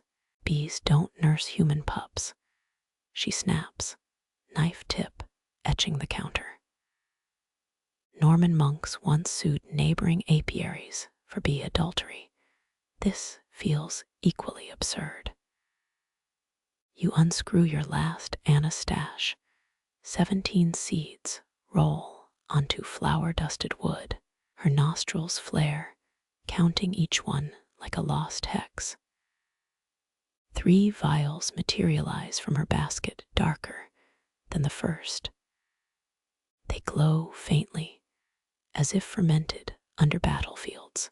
You pocket one near the orphan's copper coin, hoping their warmth won't cancel each other out. Next moon, she warns veil fluttering like a wasp's torn wing. Honey turns to vinegar when hives smell betrayal. The door sighs shut behind her, leaving time's ghost to duel your cinnamon. You press the coldest vial to your neck, where the bailiff's gaze lingered. Rumor says Napoleon's bees starved during his exile, their honeycombs replaced with cannon diagrams. You stir a drop into mint tea, wondering if betrayal spreads faster than hive collapse. Before dawn, you'll slip this gold into the widow's milk jug. Time burns your tongue, or maybe it's the lie. Their footsteps crunch frozen grass, sounding like teeth on gravel. Your wiping honey drips from the widow's sill when their shadows stain the door deep as gunpowder tea. You bake for jailbirds now. The taller sister smirks, jerking her chin toward the bailiff's boot marks. Her mittens sport strange lumps, pockets swollen with contraband currents. Silk smuggling patted many guildsmen's pockets back, then honest folk just saw ribbons. Her twin slaps a loaf onto the counter. It lands hollow as a drum. Trade. Her eyes dart to your spice rack, counting cardamom pods like artillery rounds. You slice the bread open, air hisses from the cavern inside. Where'd the crumb go? You ask, knife hovering over void. The twins snort in unison, a habit honed over 40 winters. The shorter one taps her nose. Better shipped as shells, customs hounds don't nibble empty bread. Remember those Persian merchants last autumn, bulging pockets jingling. Their coats had similar dough pocket linings. Payments stayed warm against their bellies, allegedly kept coins from clinking. You pluck 3 currants from the taller one's mitten. They're plump as tick engorged with deer blood. Historians still argue whether medieval smugglers saved starving villages or just hoarded saffron for nobles. The twins lean close, reeking of turnip wine and cedar resin. Their whispers flutter, dried moth wings against your ear. We need bitter herbs. The jailer's wife bleeds after birthing. You blink surprised they'd help anyone. Their root cellar gapes empty since the barley blight. Echoes bounce between jars like whispers of hunger. Costs honey, you warn, eyeing their hollow loaf. They stiffen, joint creaks harmonizing. The taller one spits into your hearth. Bees work for God, we work for darker things. Her sister produces a cloth bundle, stained the color of dried plums. Inside, mold-speckled parchment scraps flake against wool batting. You squint at the symbols, owl eyes inside triangles, plundered from the hanged astrologer's cell. She wheezes, pride cracking her voice. Tudor prisoners often smuggled notes in bread, but star charts seem excessive. You trade 2 honey vials for their currants, one real, one lavender water dyed gold. They don't notice, shoving the vials where mittens once bulged. Next week we'll bring raisins, the shorter one promises, already backing toward fading dawn. From where? You ask, knowing their vineyard froze solid last March. Their silence stretches tight as drums skin over bread shell emptiness. You imagine their cellars hollow grown, how rats gave up nesting there. The taller twin pauses at your gate, plucking ice from the hinge. Heard a rumor, bailiff's plan to search cottages at midnight. For contraband, you grip the door frame, blisters from yesterday's burns flaring. For hollow things, she hisses, sliding away through skeletal rye stalks. You stare at their abandoned loaf, crushing its brittle shell in your palm. Crumbs skitter like cockroaches, escaping light. That hollowness hums against your skin, remembering how their root cellar swallowed your childhood ball, never gave it back. Oven heat can't warm this kind of empty. You chuck the bread shell to the threshold, watch sparrows peck uselessly at its false promise.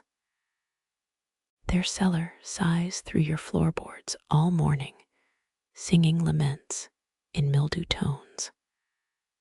Hollow feeds hollow, it seems. Tallow wax dribbles down the candle's spine, each drip hissing against parchment. Your quill scratches numbers into the paper. They squirm like gutted worms. 17 copper pennies owed to the miller, 94 for barley tax. Across the room, flower moths orbit the lamp's halo, their wings whispering against hot glass. The bailiff's warning hums louder than moth songs. His boots will splinter your door by dawn. Tudor laws let officials raid homes after curfew, a fact you learned watching the candle maker's workshop ransacked. Authorities lit their torches with his own wares, dripping tallow on confiscated ledgers. Your candle sputters, flame gnawing a hog fat wick your niece braided last spring.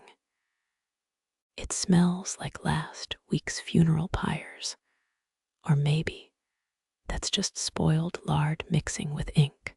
Historians still argue whether medieval accountants got more headaches, or just better at swilling willow bark tea. A moth crashes into the ink pot, legs thrashing in black sludge. You fish it out with a bread crust, shaking off droplets that stain like gunpowder burns. Its wings stick together, transformed into tiny funeral shrouds. Some old wives swore flower moths healed wounds if pressed into bandages, their dust supposedly clotting blood faster than spider webs. You doubt it, remembering your brother's leg, festering beneath moth poultices, all the same. Numbers blur into shadowy trenches, 8 copper pieces missing between millet and yeast tribute. Your sigh stirs the papers, a breeze smelling of sourdough and despair. Rain starts again, each drop hissing through your chimney like a jealous creditor. The hollow bread from the twins mocks you from the hearth, cracked open like a broken promise. Sparrows pecked it clean hours ago, leaving only crumbs shaped like lost buttons. You chuck it into the fire, watch false crust blacken into ash. Its emptiness echoes in your ribs, remembering how the widow's hands shook, swapping wild onions for rye.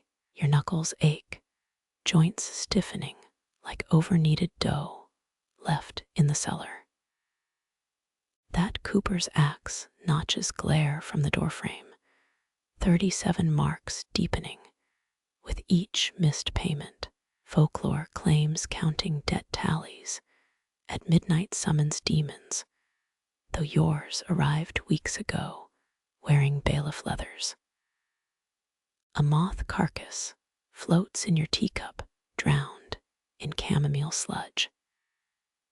You swallow it anyway, bitter wings catching in your throat. They say Tudor prisoners drank moth broth to see future trials, though you'd settle for seeing tomorrow's bread rise. Dawn crouches beyond the rye field, a gray fox waiting to pounce. The lamp's flame gutter dances, casting gallows shadows on the wall.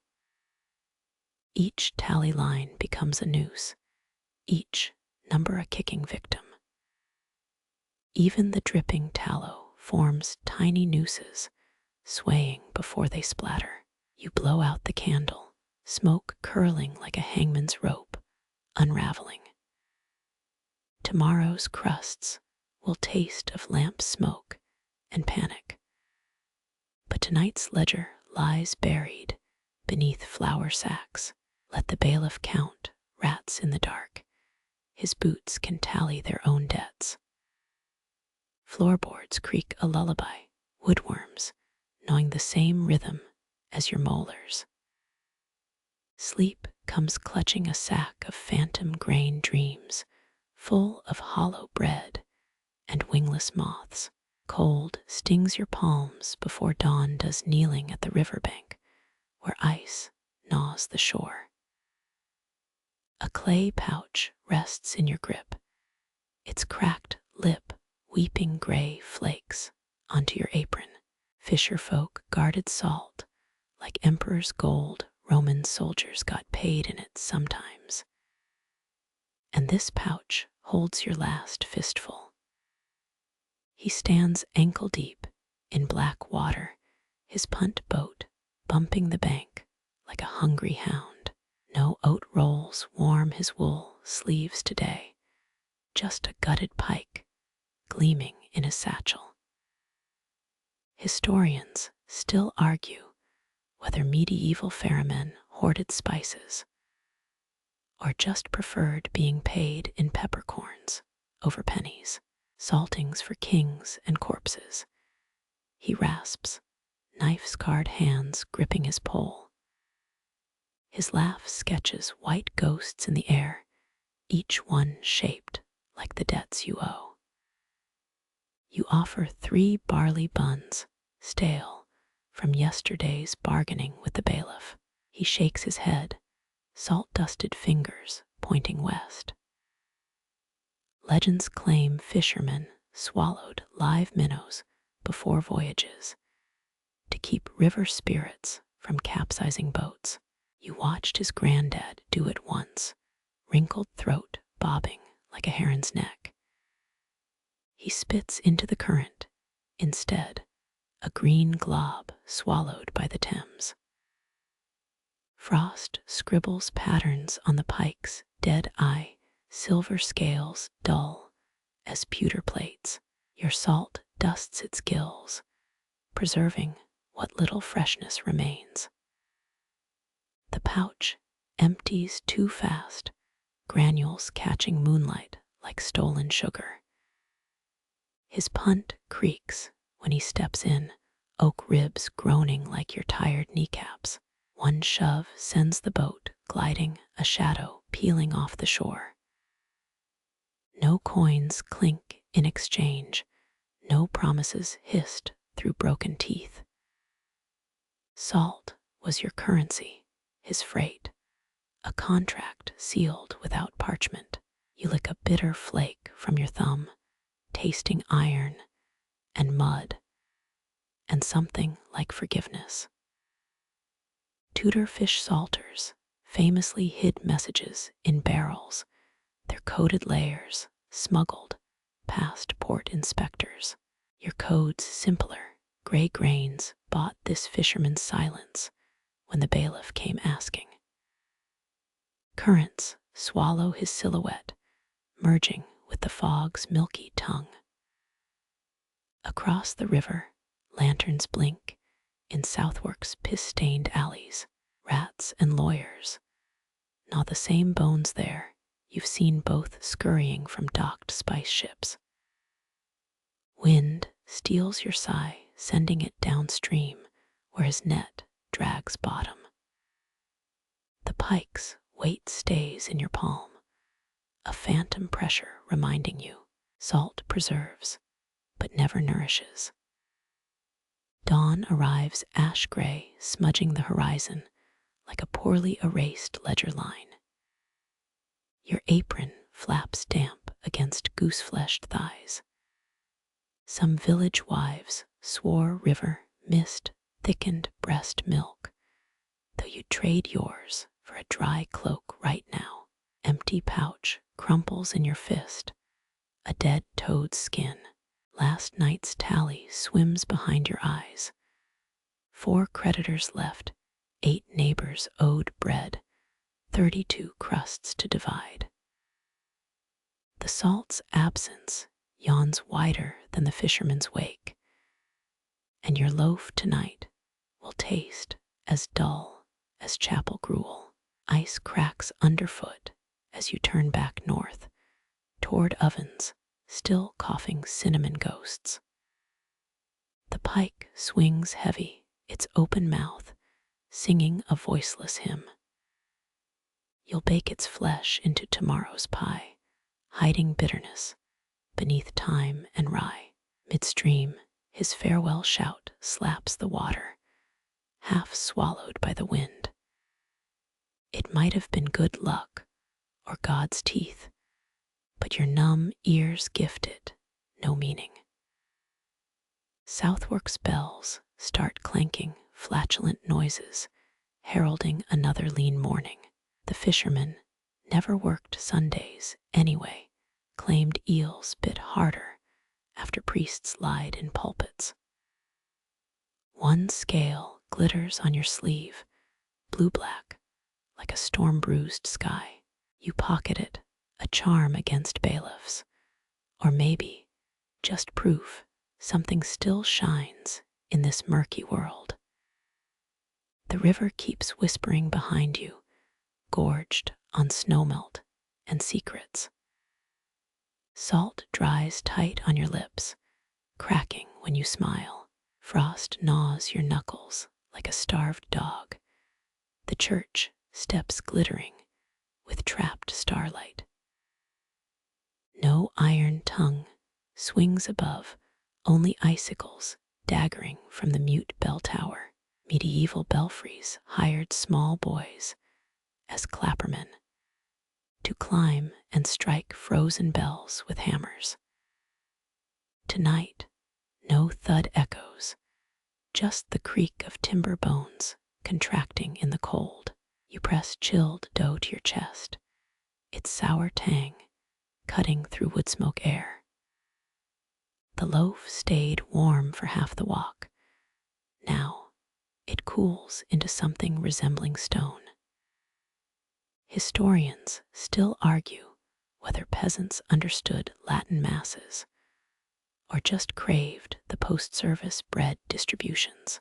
Your own understanding feels equally muddy like flour, dredged from flooded cellar sacks.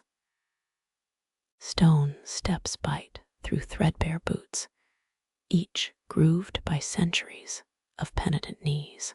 You used to slide down these as a child, berry-stained smock, flapping like crow wings. The priest scolded you once, threatening bell ropes would strangle impious girls. Tonight, those ropes hang stiff as hanged men's spines, untouched by wind or wicked hands. Legends claim English churches buried live pigeons in walls to thaw frozen masonry with their dying heat.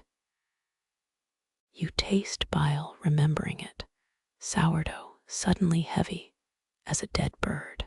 Shifting its weight, you catch the scent of your last rosemary sprig, dusty but defiant. Cracking the loaf takes 2 tries, your blade protesting the frozen crust.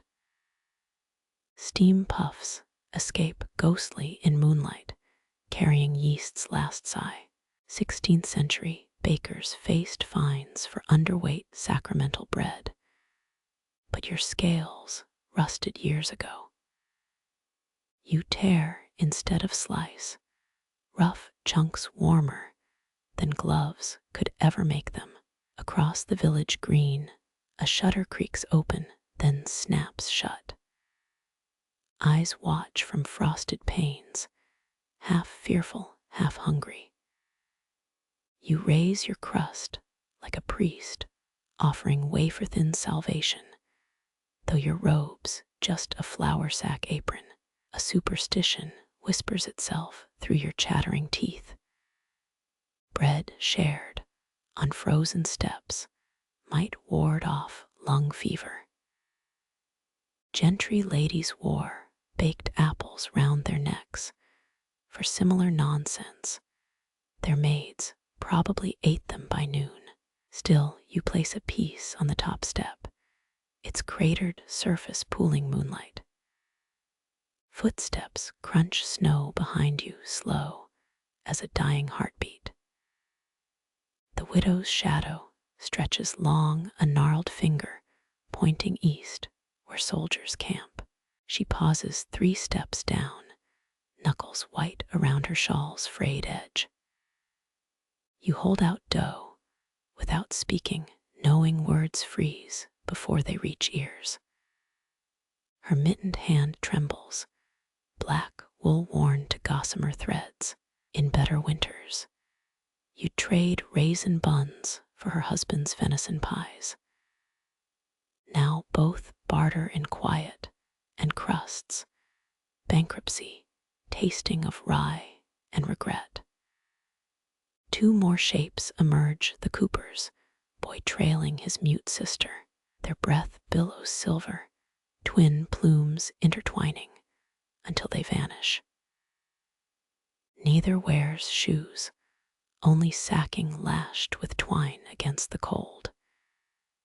You press bread into their palms, secretly glad for their heat-stealing grip.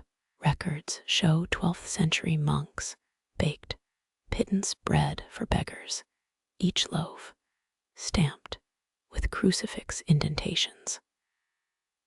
Yours bears only thumbnail crescents from kneading when barn owls haunted the rafters. The girl's gaze locks on your offering, her stare a mix of suspicion and wolfish want. She bites first, sharp milk teeth shearing crust like an axe splitting kindling. Steam licks her nose, drawing a surprised blink, then greedy gnawing. An odd pang twists your belly, the same ache when pulling fresh loaves from the oven too soon. Wind razors through the church portico, rattling the eternally locked alms box. A copper clinks inside, probably the same coin tossed there in your girlhood. The widow spits into her bread, an old forest dweller's habit meant to thwart poison. You pretend not to notice, shivering in your myth of shared safety. 6, no, 7 villagers cluster now on steps, their breath mingling like dirty incense. Sourdough dwindles faster than daylight in December, halved, quartered, rendered to crumbs between work-swollen fingers. The mute girl presses her last morsel to your lips, smeared with jam made from stolen plums. Tower stones groan overhead, frost throttling mortar joints tighter. Some say bell metal retains its first ringer's rage or grief or prayers. You press peeling palms together, feeling nothing but cold, and the boy's shoulder leaning into yours. Crumbs litter the steps like tiny graves, your dough reduced to memory and sticky thumbprints. Snow begins its lazy descent, each flake dissolving on warm bread remnants below. The widow tucks her shawl tighter, half her face swallowed by wool folds. Tomorrow's hunger already hums beneath your ribs, a familiar companion since the bailiff first knocked. Yet tonight, for 17 chews per mouthful, the frost feels gentler. The mute girl licks her palm, chasing salt and yeast and the ghost of sweetness. Bell ropes creak, a mouse nibble sound as ice shifts in unseen crevices. No holy noise follows, only the crunch of villagers retreating through deepening snow. Their gratitude stays silent, but so do your debts as you kneel gathering crumbs for the birds. The last ember of warmth fades from the church door's iron handle. You press your chilled lips to it anyway, like kissing a saint's frozen toe. Legends swear baker martyrs left butter smears on cathedral gates, though tonight offers only chapped skin. Steps glimmer empty again, crumbs dissolving into white oblivion. Across the green, the cooper's boy waves with bread-crusted fingers, candlelight gilding his silhouette. You wave back, startling a wood dove from the yew tree above. Frost patterns bloom on the remaining crust, lacework fit for a queen's collar. Tomorrow's dough must rise without salt or ceremony, just flour and desperate hope. Historians still argue whether hunger binds communities tighter than faith, but your feet already know the answer. Ice snaps under heel as you descend, each step singing protest. The loaf's absence feels heavier than its presence ever did. Widow's window darkens, her vigil over, once more just a shadow among shadows. Rats won't even brave this cold for scattered crumbs, their bodies curled beneath tavern cellars. Instead, you pocket the last blackened heel for the cat who guards your grain sacks. Sourdough's tang clings to your throat, a sacrament without scripture, as dawn threatens ash gray behind the silent tower. You flinch at the pistol's click, its barrel pressed into fresh flour scars on your countertop. French officers once traded silver teaspoons for Cuban sugar, but this lieutenant demands payment in fig preserves. His breath smells of burnt caramel and something sharper, like a musket misfire. History books claim generals used sugar tactics to sway battles, soldiers marching farther on jam rations. You doubt jam ever held a flintlock's cold weight, its muzzle circling your kneading board like a hungry pet. He hums a nursery tune through crooked teeth, pacing beside sacks of stolen barley. Your last jar of fig jam hides under false flour, its seal waxed shut with stolen church candles. 18th century cats were sometimes starved to guard Egyptian granaries. Your tabby merely blinks from the rafters.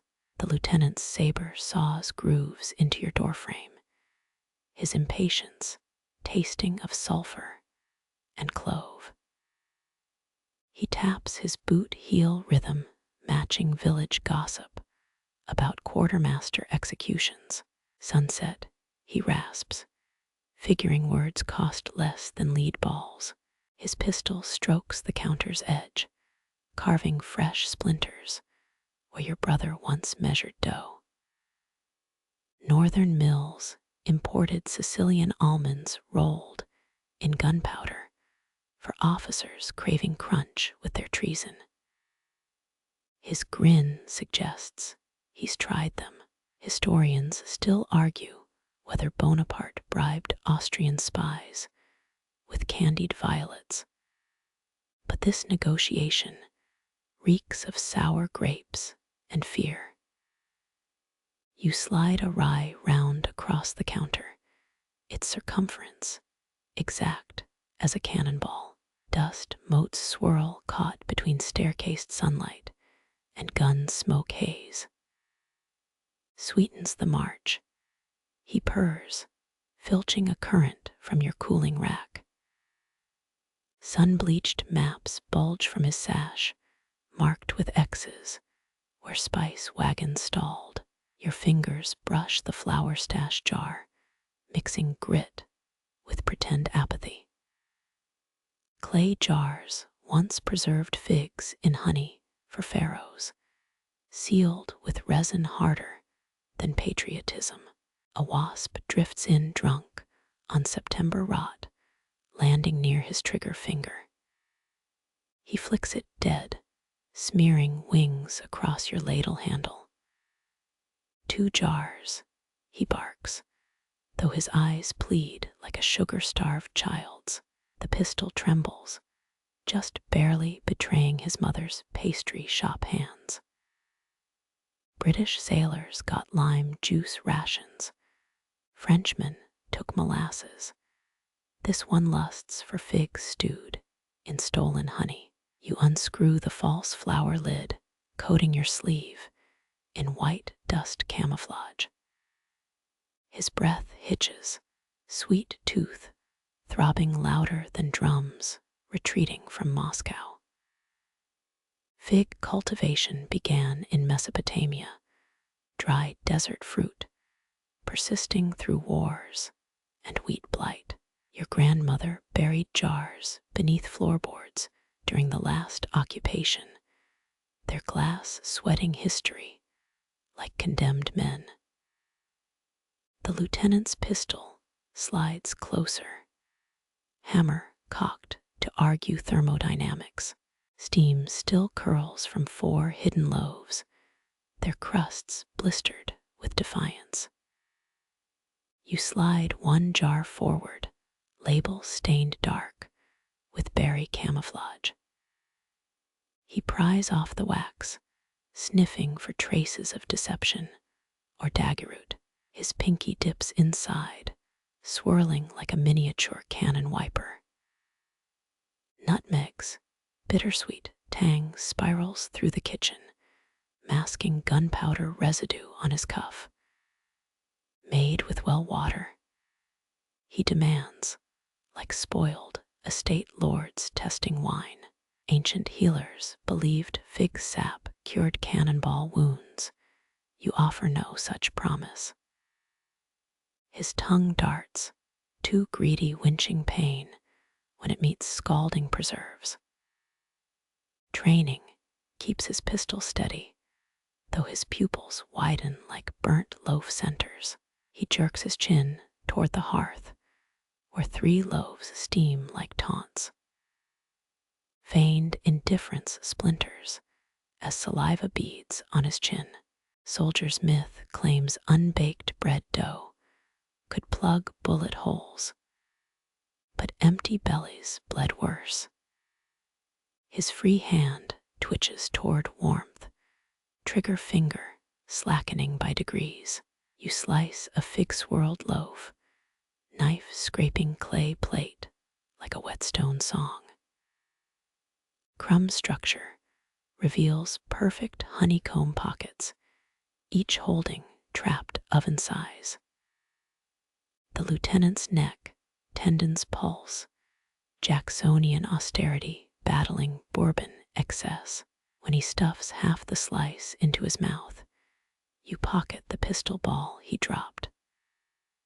Financiers debate if Wellington funded Waterloo with Jamaican sugar profits, but you broker survival in stolen fruit spreads. His cheeks bulge, chew slowing as cinnamon, and combat fatigue collide.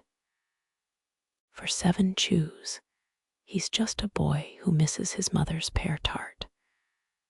Then duty snaps back, jaw hardening around crust like a wolf on cartilage.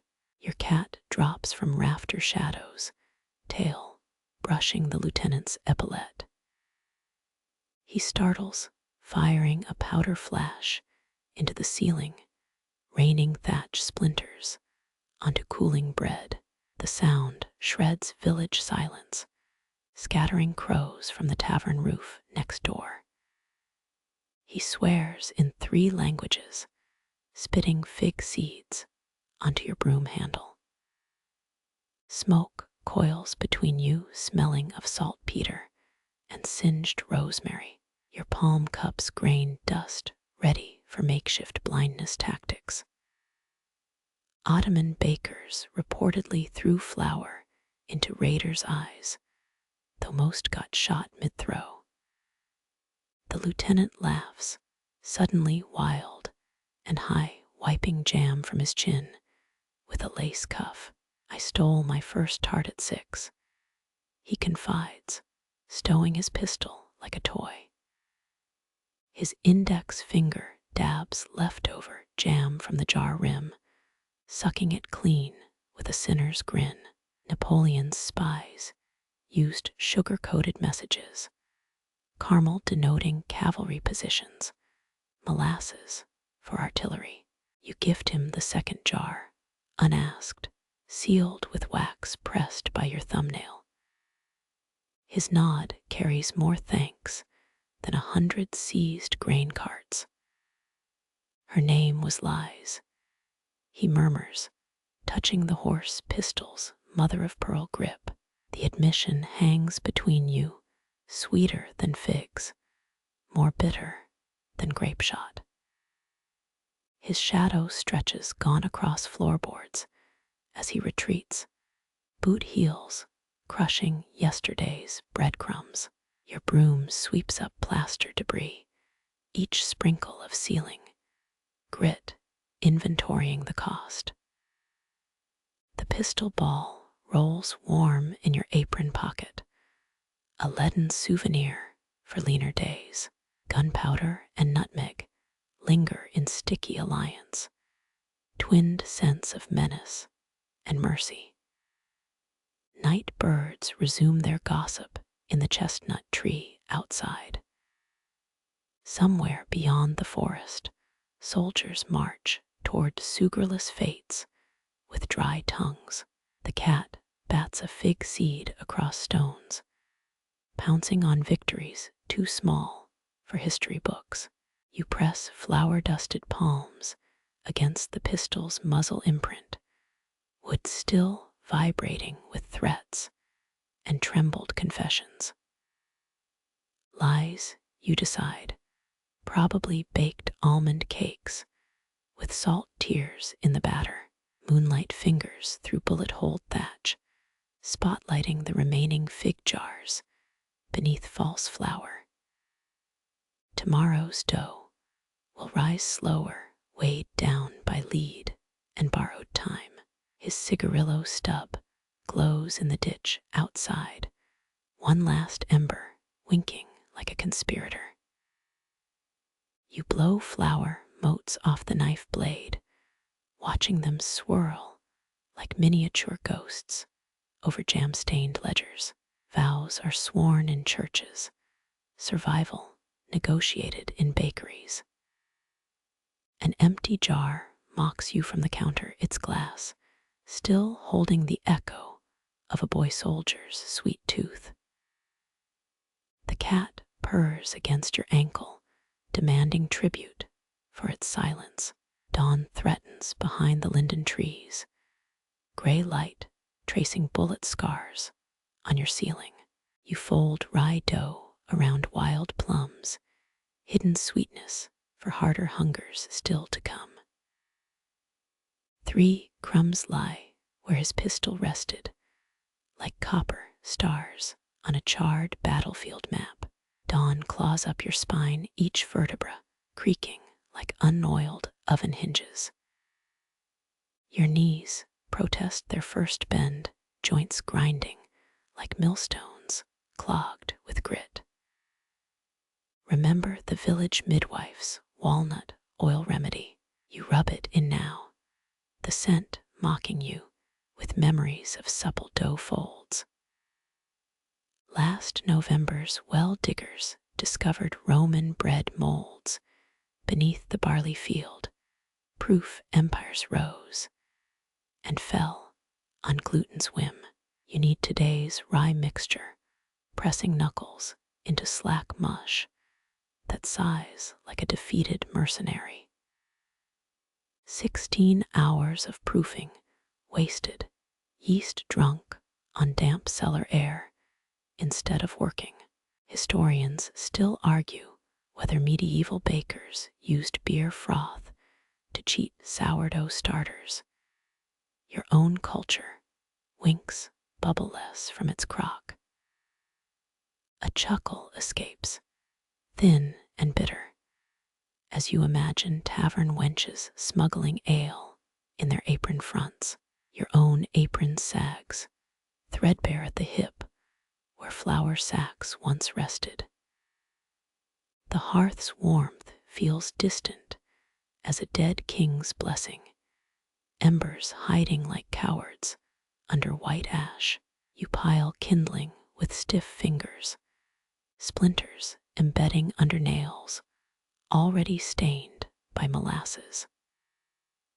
17th century healers prescribed bread poultices for cannon burns, never for hands that forgot their craft. Your palm slaps the dough, the wet thwack shattering catnap stillness. The tabby glares its tail, puffing like a burned loaf crust, before retreating to milkweed-stuffed rafters. Cold seeps through floor cracks, gnawing swollen ankles hidden by wool wraps. One egg remains, stolen yesterday from the bailiff's prized coop. You whisk it pale, fingers trembling more with each lazy circle. Fictional sagas claim Norse bakers laced victory loaves with wolf's blood for strength.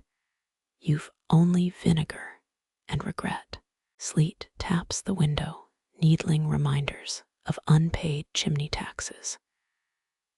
Your left knee buckles mid-stir, hip catching the table's edge with a bruise-deep thud.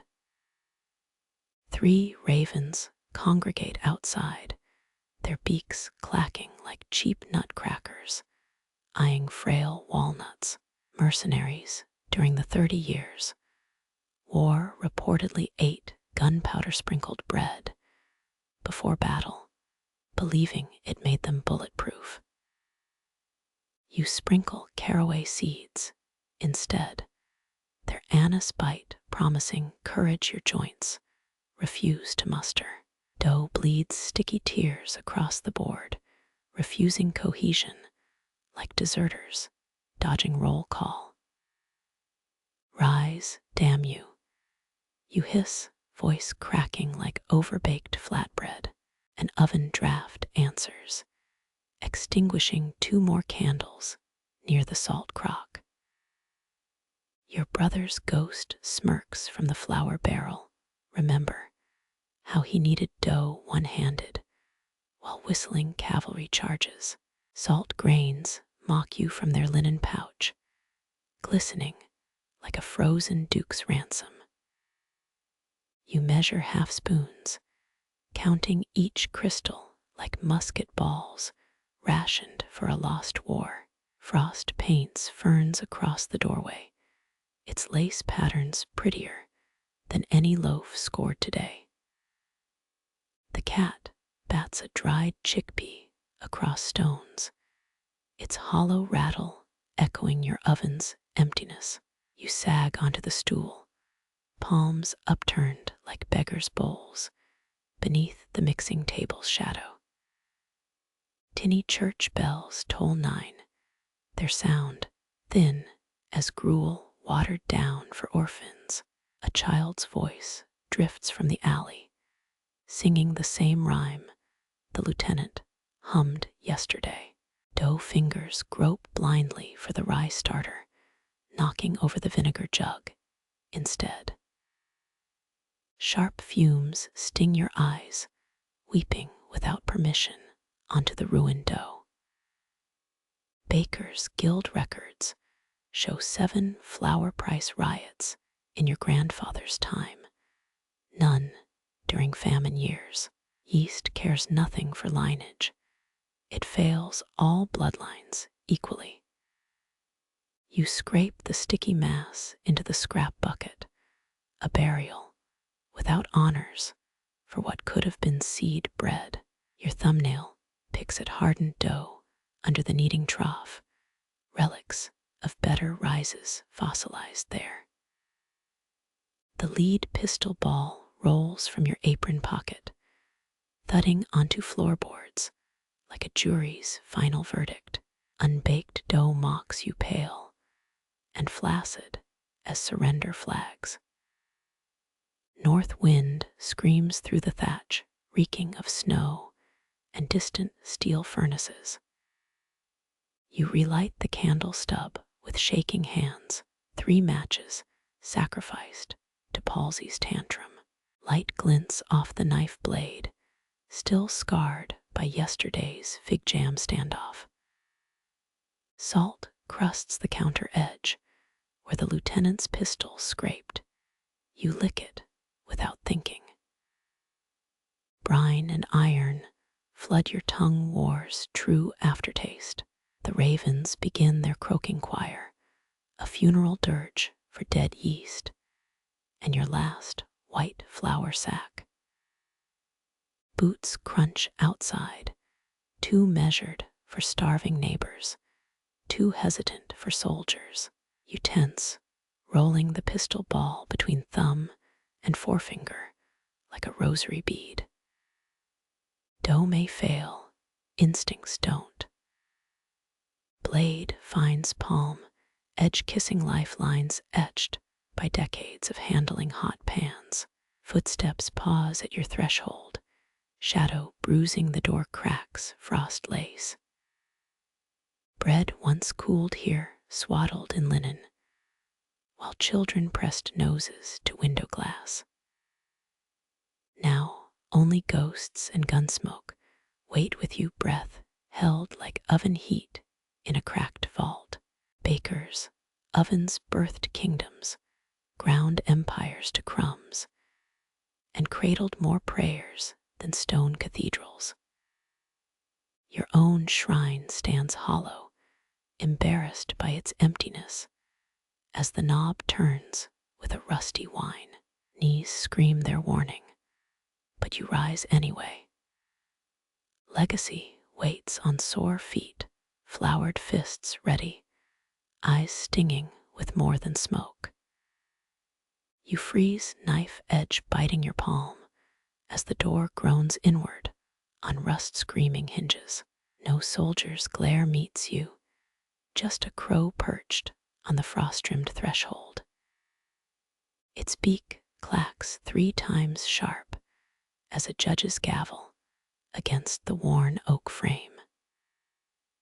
Black feathers gleam blue under weak dawn light, each barb aligned like armor plates. The bird hoists a bone button in its beak, tarnished brass backing catching your eye. You remember British naval officers during the Napoleonic Wars used such buttons, their ships laden with stolen grain. This trinket winks, clean as if polished by a widow's thumb. Fine, better than bailiffs, you mutter, voice rasping like bread dragged over greater teeth. The crow cocks its head, jet eyes reflecting your sagging cheeks. It drops the button, scuttles back half a wing flap, and waits. You fumble behind the cooling rack, fingers finding the last rye heel. Stale crumbs pepper the floor like insect husks. Historians still argue whether crows recognize human faces or just track stooped shoulders and crumb-dropping hands. The bird grabs the crust, lifting it like a victorious banner before flapping onto your roof's sagging thatch. 3 more crows descend, their wing beats stirring chimney ash. One sports a silver thimble wedged in its beak. Another drags a scrap of lace. Victorian ladies held crow funerals, weeping over dead birds decked in ribbons. These survivors bring tribute instead, clattering their loot across mossy shingles. Your breath fogs the knife blade, clearing to show warped reflections of black shapes above. The lieutenant's pistol ball rolls near your toe. You kick it toward the crow's button payment. Monarchy to militia, metal always stays currency. Wind shrieks through the orchard's bare branches, carrying the sour tang of frozen apples. The crows puff feathers against winter's teeth, settling into roof guard positions. Their eyes scan the eastern tree line, where wolf packs gnawed your neighbor's mule last week. One bird croaks, a sound like rusty nails tumbling down a well. You pocket the button, its rim jagged as childhood promises. The thimble follows, still warm from crow grip. Your brother's ghost whispers, remember how he fed ravens army biscuits behind the garrison stable. Loyalty bought cheap, but better than soldiers' oaths. Dawn cracks the horizon, blushing weak pink over snow-draped fields. The crows shift, each claiming a compass point on your rooftop kingdom. Their claws scritch the thatch, pulling straws for nest repairs come spring. One drops a threadbare doll's arm, faded stitching unraveling like your apron's hem. Hoarse shouts echo far off, the lieutenant's patrol, hunting deserters or breakfast. The guard crows hush, beaks pointing toward the sound. You ease the door shut, barring it with the dough trough shoved sideways. Tinny barks 3 gunshots, then just the wind's weary sigh. The button digs into your palm, granting comfort less sweet than currant jam. You press the cold brass to your temple, knees buckling, as the hearth's dying breath licks your ankles. Overhead, claws scramble toward the chimney, black wings blotting thin smoke wisps. Morning light slants through the flour-smeared window, painting crow-shaped shadows that stretch crooked toward your last sack of sourdough starter. Their gifts lie scattered: a button, a thimble, a sliver of blue glass worn sea-smooth. You'll trade these for barley tomorrow when roads thaw enough for peddlers' carts. Each bird keeps one eye on you, one eye on the hungry white world beyond. Nightmares of wolves fade, replaced by the sharp rhythm of beaks grooming oil-black feathers. You sag against the kneading table, watching your ceiling become a map of claw scrapes and watchful silhouettes. Sleep comes, a thin gruel of rest, seasoned by the rustle of wings, warding off worse hungers, continues seamlessly into next section. You wake to a knuckle thump against frosted glass, more hesitant than the crow's judgment. The neighbor boy presses his nose to the pain breath, fogging the view of his one good eye. His left sleeve flaps empty since the conscription riot last autumn, though historians still argue whether child amputees got extra bread rations in Napoleonic France. He jerks his chin eastward toward the abandoned mill's remains. Behind frost-stiff rye stalks, you spot a soldier's tattered blue coat, half buried in snowdrifts. The boy mimes digging, hands clawing air, then points to his mouth. You remember military dispatches mentioning buried supply caches, though few privates shared locations with starving villagers. Show me, you rasp, voice cracking like neglected dough. He scrambles backward, stump tucked tight against ribs. You pocket 3 rye seed clusters, saved since harvest, each kernel nested in scrap linen. The boy leads you through skeletal apple trees, each step crunching louder than a bailiff's ledger flip. Halfway to the mill, he halts, toes digging into snow like he's found a loaf's edge. His finger jabs downward twice, insistent. You kneel, gloves tearing through ice-crusted earth. 5 fingers deep, your knuckles strike oilskin. The bundle unfurls to reveal mold-speckled hardtack and a sack of barley with weevils dancing like cursed wedding guests. British soldiers called these bugs pepper moths. Some regiments even ate them for protein during sieges. The boy crouches, sniffing the barley like a starved hound. He tugs your apron string, gesturing toward the mill's collapsed west wall. Under sagging beams, more caches hide stuffed into rotted flour barrels. 3 moldy oat bricks, salt pork green as tarnished copper, a honey pot crystallized to amber stone. You press a seed bundle into his palm, fingers folding his dirt-crusted digits tight. His good eye widens mouth, opening on a silent question. You mime planting, hands cupping imaginary soil, then point to his hidden treasures. A grin splits his face, sharp as a knife-scored loaf. He digs again, this time near a fallen millstone. Up comes a tin lighter engraved with a royal crest, its flint long rotted to orange dust. Victorian children buried witch bottles filled with nails, believing they trapped evil spirits. This boy stuffs it with your seeds instead, his prize clutched to the hollow where his heart pounds loudest.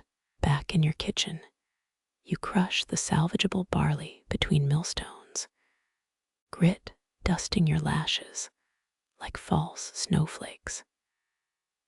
The boy watches, knees drawn up beneath patched trousers. You scoop weevils into the scrap bucket, knowing full well starving sparrows will feast on them by dusk.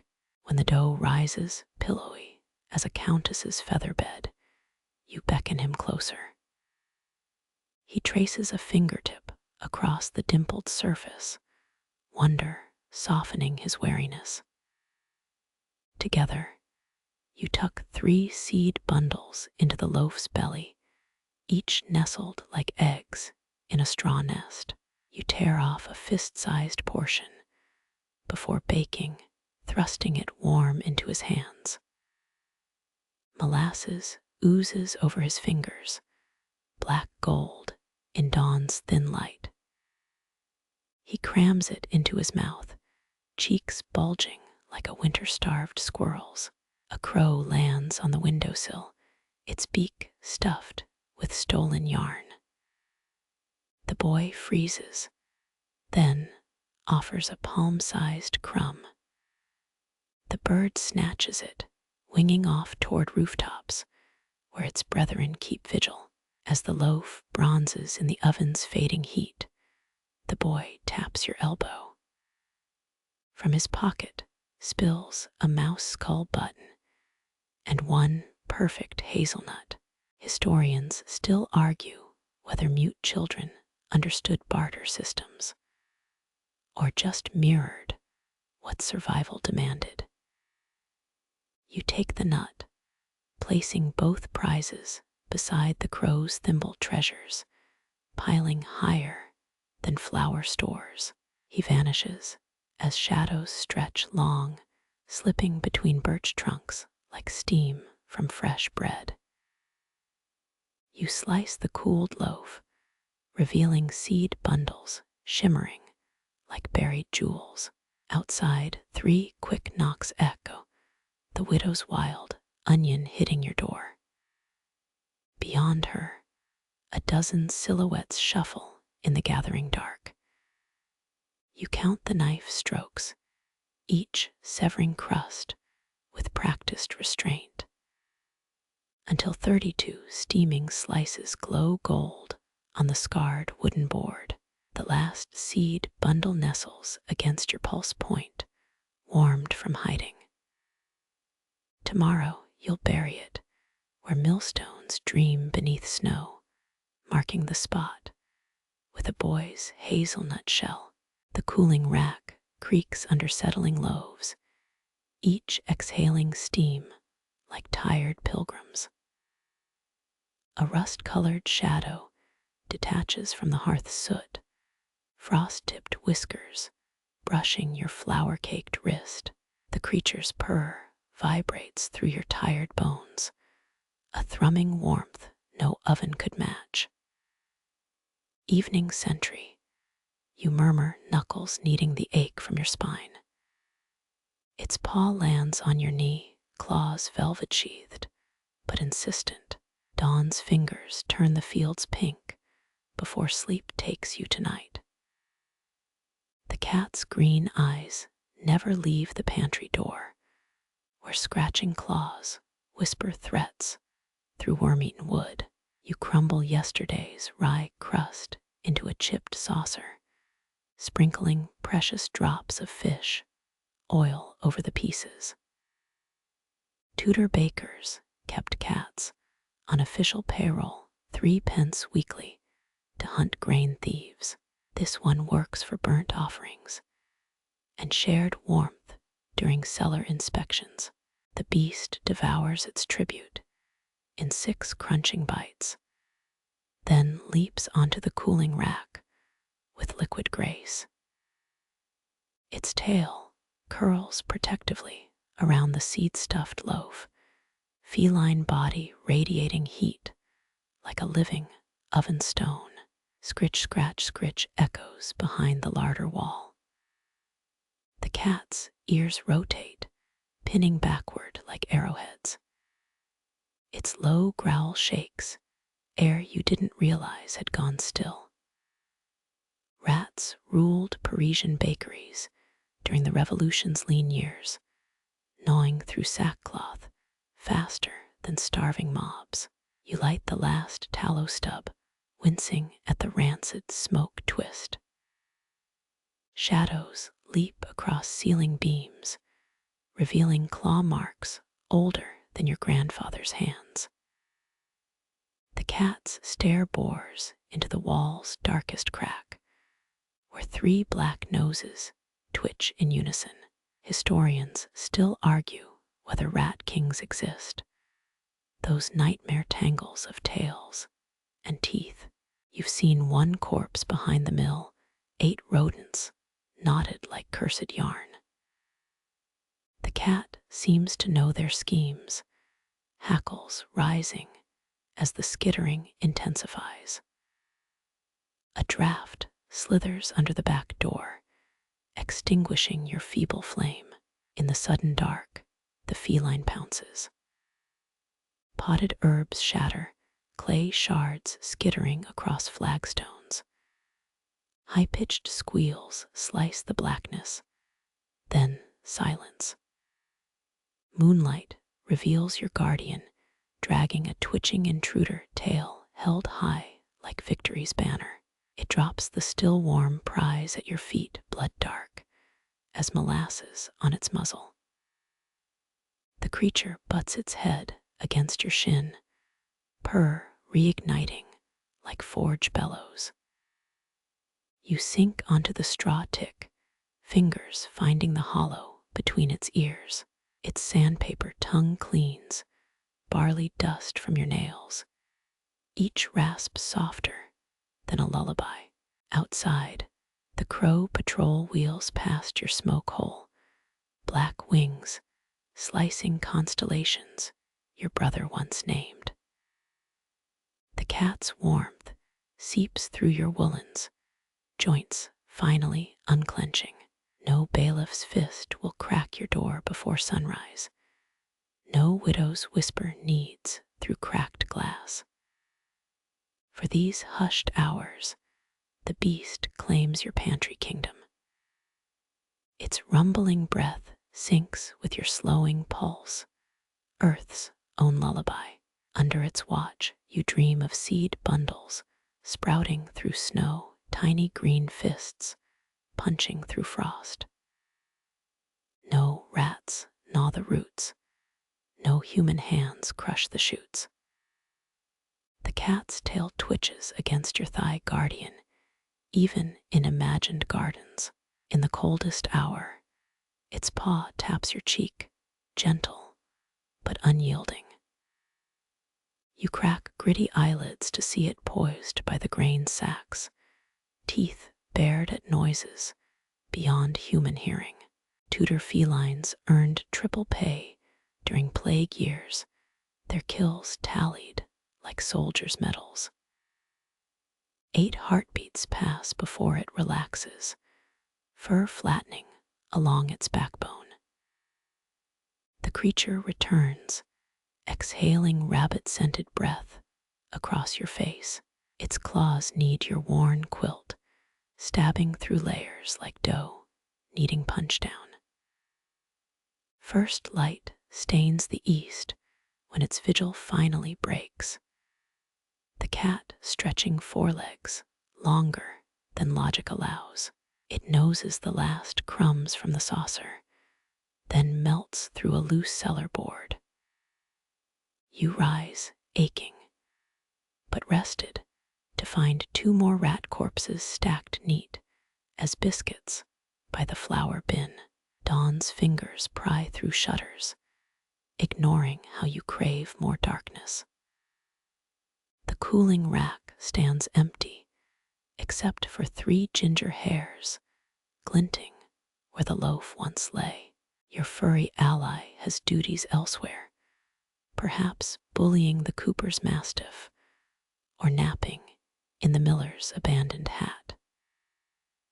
You trace its paw prints in spilled flour, tiny star marks leading to the door. The wood bears fresh claw grooves, Near the latch, 3 parallel lines, scoring your final defenses. The night's peace settles over your shoulders, light as cat fur, heavy as gratitude. Beneath the scarred work table, the beast's gift waits, a still twitching tail, thicker than your thumb. You fling it into the winter garden, knowing crows will claim it before the church bell chimes. The feline returns at moonrise, no greeting beyond a commanding mule. You've saved its saucer portion, crust dipped in precious bacon grease. It eats with regal slowness, one eye fixed on the shuddering larder wall. When the scratching resumes, louder tonight, the cat merely flicks an ear. Its confidence steals your nerves as you bank the embers. Together, you face the hungry dark. You surrender to the straw tick's itch. The cat's weight a furnace on your aching feet. Its purr vibrates through floorboards, warning tremors for whatever moves below. Tonight, no rat king dares weave its nightmare crown. No teeth breach your barley sacks. Sleep takes you mid-breath, the guardian's tail curled round your wrist like a living bracelet. It doesn't need historians to debate its worth. The proof purrs against your toes, warmer than any hearth, sharper than any blade. Heat sinks into your joints, the oven's fading breath wrapping round your ribs. Ash clings to your skin, powder fine as cradle dust. The cooling rack's groan becomes distant, your lashes heavy with flour and fatigue. The cat's weight vanishes from your feet, or has your body simply forgotten its shape? Embers paint patterns behind closed eyes, amber spirals, unspooling like unraveled bread twine. Medieval bakers often slept by their hearths, guarding precious heat from dawn's greedy chill. Now you melt into the stones, your spine aligning with the oven's iron veins. Cracks in the clay dome yawn wider, swallowing your curled frame. Inside, the scent wraps round you, burnt honey and forgotten crusts. Historians debate whether Roman ovens reached such searing temperatures. Yet here you stew in their ghostly echo. It feels less like burning, more like dough's first rise, spreading into waiting hollows. Your knees fuse against the bricks, skin hardening to golden glaze. Toes curl into stubborn lumps, heel cracks deepening like bread-scoring marks. Some alpine tribes believed sleeping bakers merged with their ovens, becoming guardian spirits of the village loaf. Did those bakers also feel this drowsy surrender, this slow bake of breath and bone? A chuckle escapes your crusting throat, edged with smoke.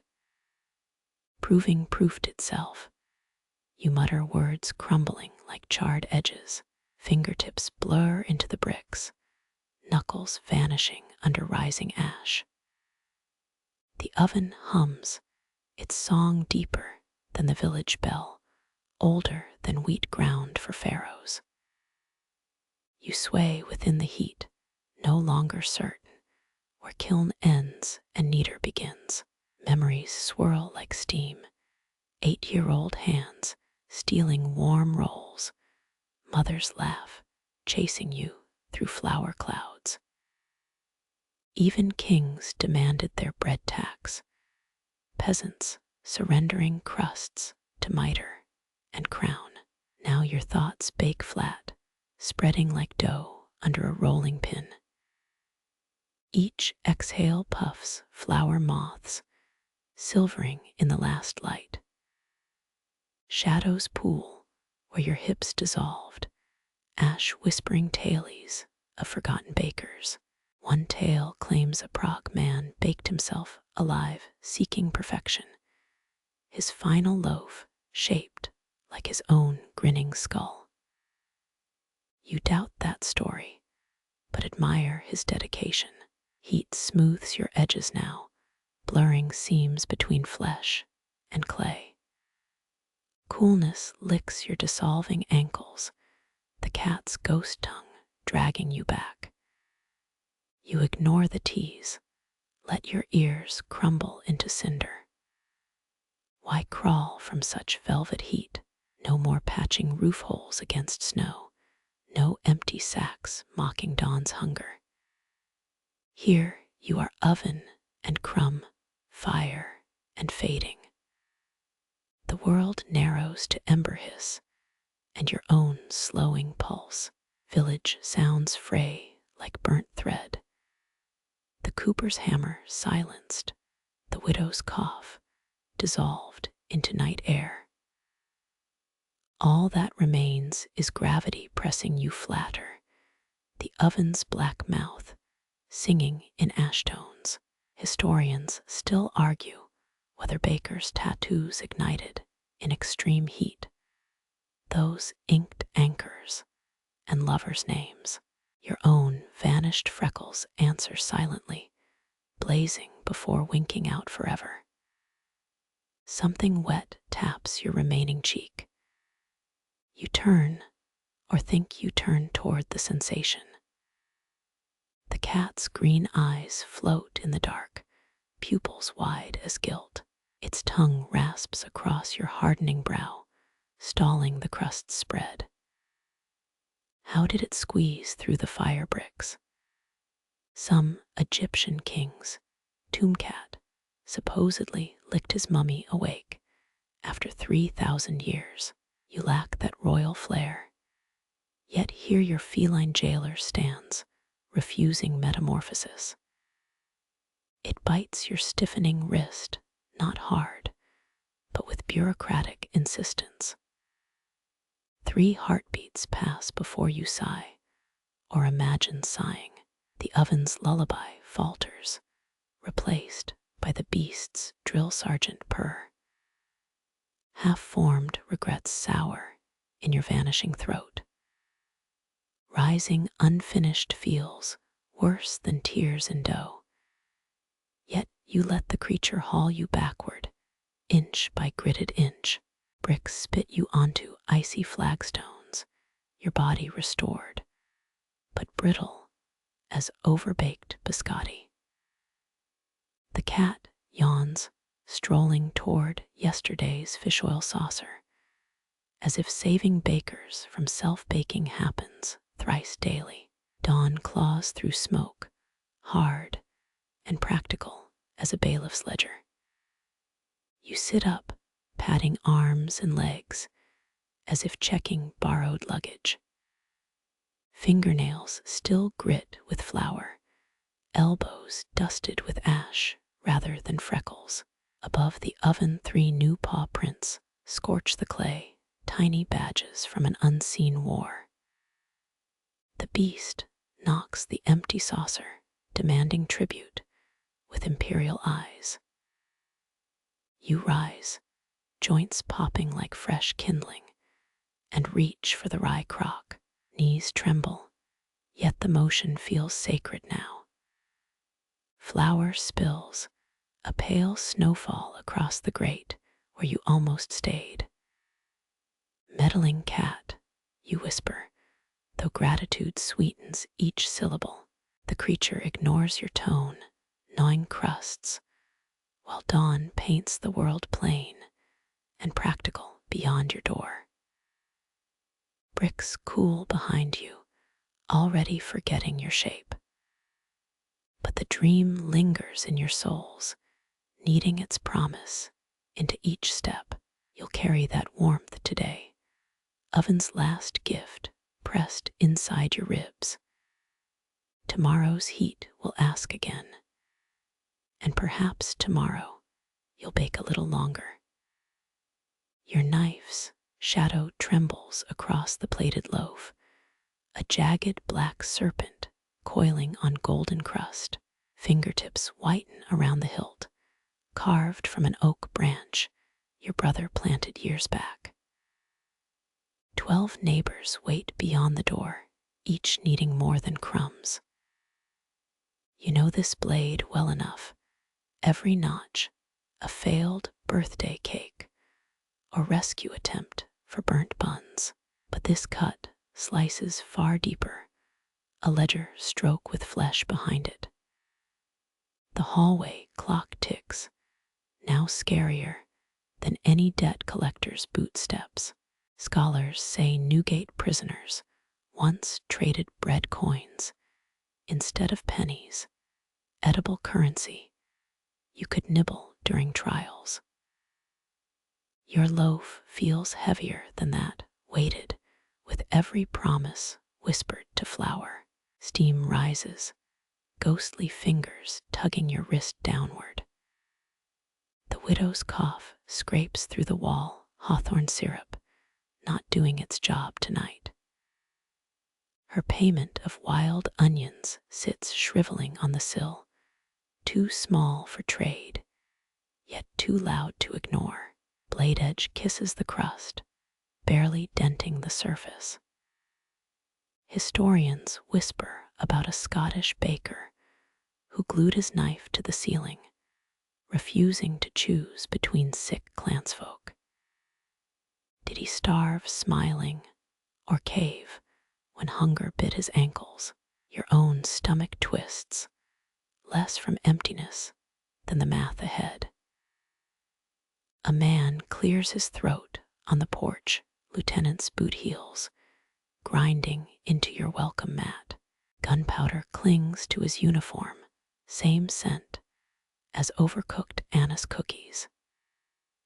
His note demanded fig jam swirls, your last jar given to the mute boy for soldiers' grave directions. The cat bats at your ankle, a furry distraction wielding needle claws. It swipes the air as if slicing imaginary portions. Medieval bakers nailed cat pelts to their doors to ward off misfortune, though luck seems to have clawed your apron regardless. Cinnamon lingers from breakfast, thin and desperate as your courage. Your thumb finds the knife notch from that harvest festival disaster, the one where Mayor Thornton choked on a raisin. Folks still debate whether you'd overproofed the dough, or if destiny just hated politicians.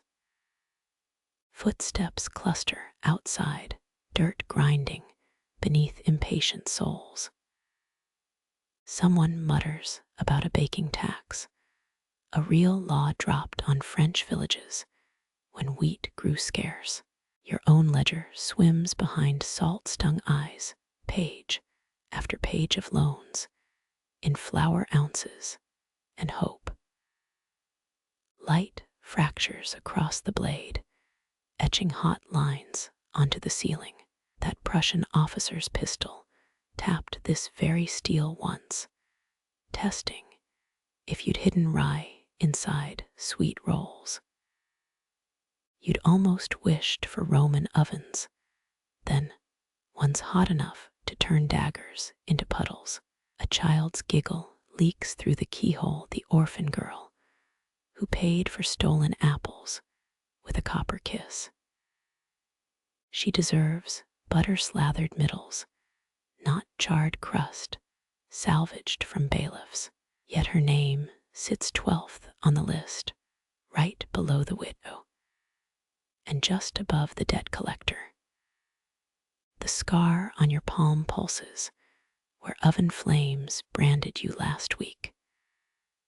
Blisters still bubble like risen dough, proof of sacrifice nobody requested.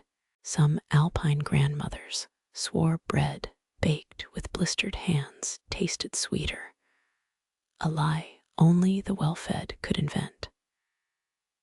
Shadows thicken beneath the kitchen window.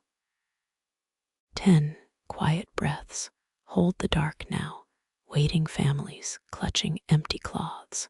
Historians still squabble whether communal ovens knit villages tighter or just gave resentment a warm place to rise.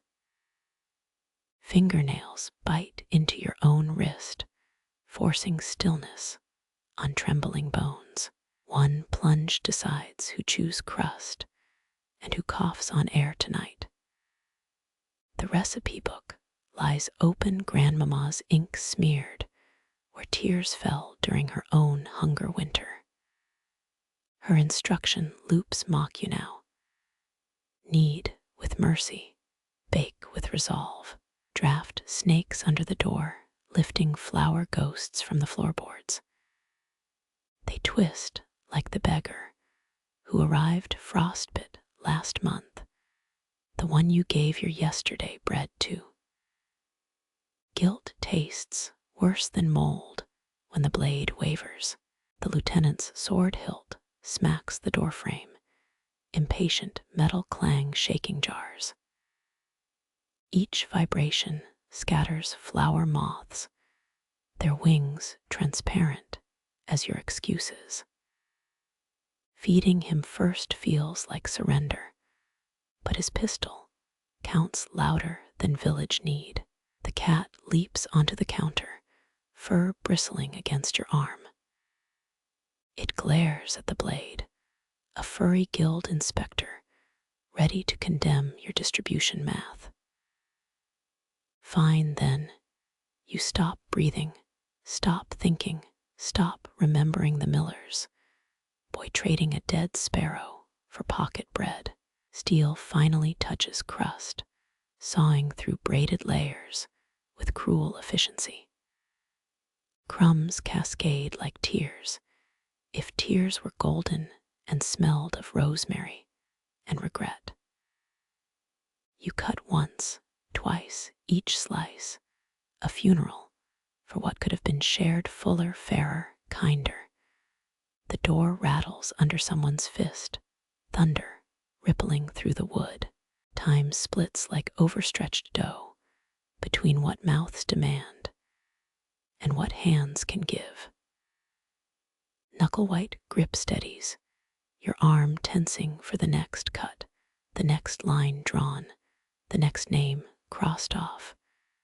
Frigid glass bites your neck as you turn, startled by palms slapping the fogged pane. 6 fingers splay like parsnip roots calluses, caked in black loam. Turnip greens press against the window, their purple veins throbbing like fresh bruises. The neighbor boy's breath ghosts the glass, shaping words you can't hear through oak. You unstick the warped frame, hinges screeching like scalded cats. His hands thrust forward, soot-streaked wrists shaking under the green's weight. Frost crackles on each leaf, 1,000 tiny emeralds melting against your apron. Folks once bartered turnips for salt in famine winters, double their weight when snow hid markets. This offering outvalues salt tonight, or flour. He won't meet your eyes, just stares at the knife hovering over bread. Rain-soaked tunic clings to his ribs, each breath lifting threads thinner than spider silk. Historians still argue whether peasants craved bread over greens when plague struck. But hunger isn't picky. Mold sprouts on the loaf's underbelly, silver blue petals begging for burial. Greens tumble onto the counter, roots still clenching damp earth. You fought neighbors once for such greens when your brother's lungs failed mid-December. His burial loaf had no rosemary, just an old coin on his tongue for ferryman fees. Medieval mourners swore spirits tasted greens first through candle smoke. The boy's fingers twitch, grabbing air where his mother's hand should anchor him. Rumors say his father fell under wagon wheels. But gossip burns brighter than truth in villages. You counted him among the hungry, 14th or 15th maybe, between the cranky cooper and the twins. Blade retreats from the bread, comes to rest beside curling greens. Their stems glisten all slick black against buckwheat crust. 12 mouths still prowl your porch breath, frosting the door jamb. What twists tighter your gut, or the draft sneaking through cracks? The boy's toe nudges a flour sack, kicking up ghosts of rye and regret. You grab the loaf's middle, still warm as a stolen sunset. Crust fractures softly, surrender disguised as charity. He flinches like you've struck him, not comprehending the half-loaf shoved into his arms. Trade's done. You rasp, voice thicker than yesterday's porridge. He blinks birch-pale lashes, clutching bread like a smuggled psalm.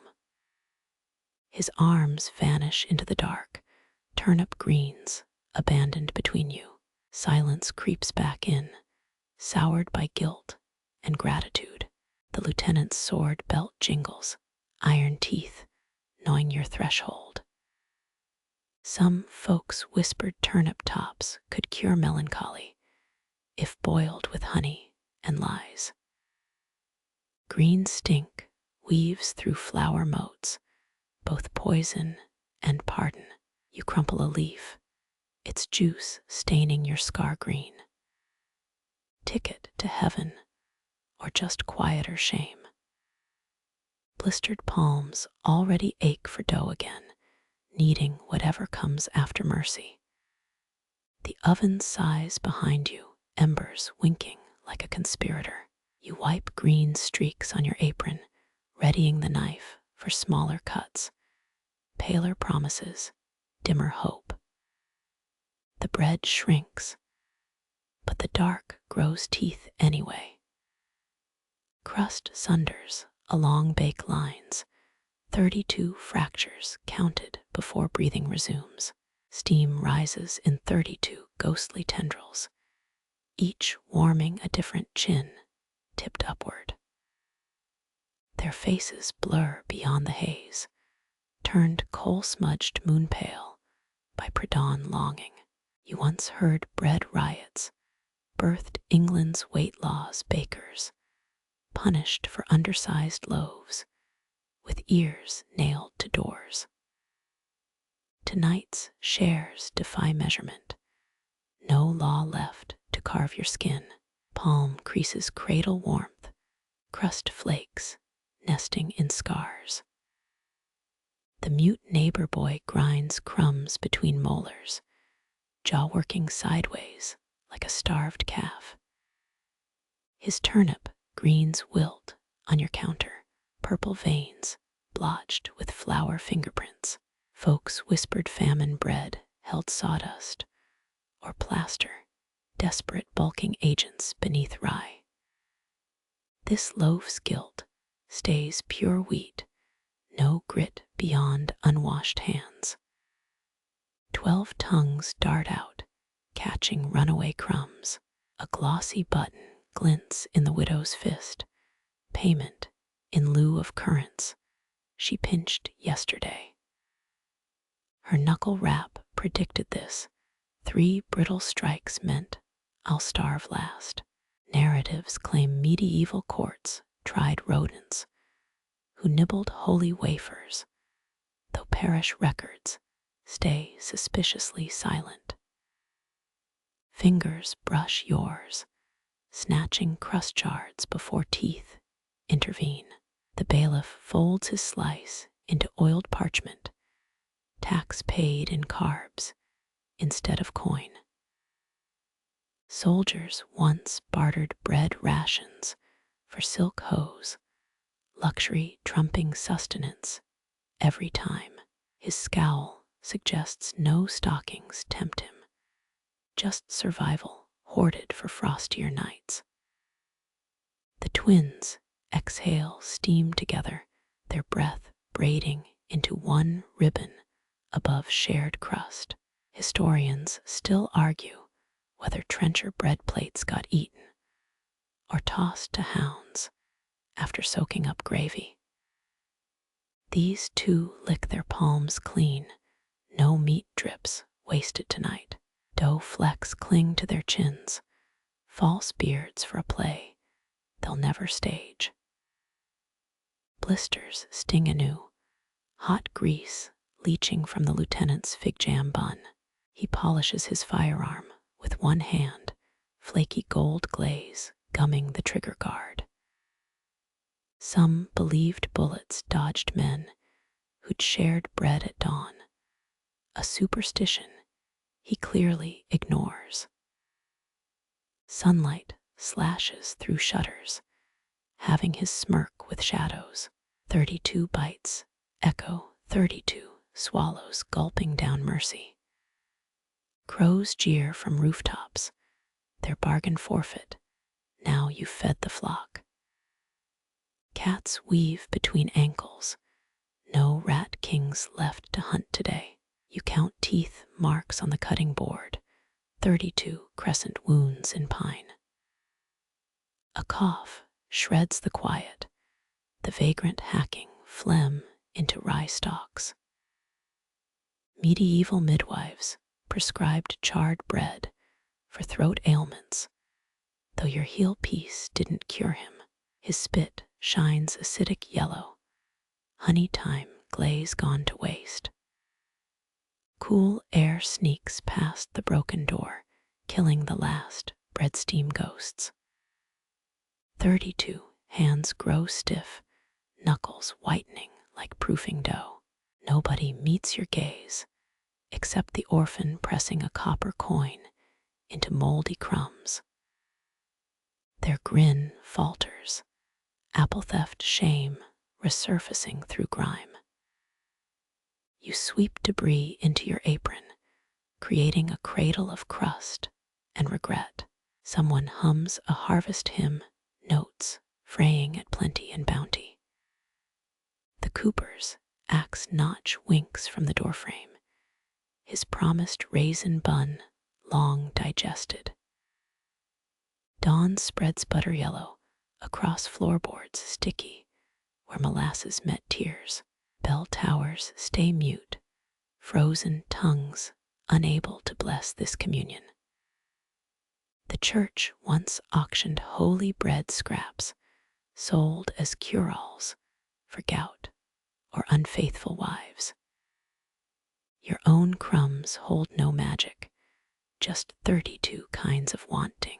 Knees crack as neighbors disperse, taking fuller bellies into lean daylight.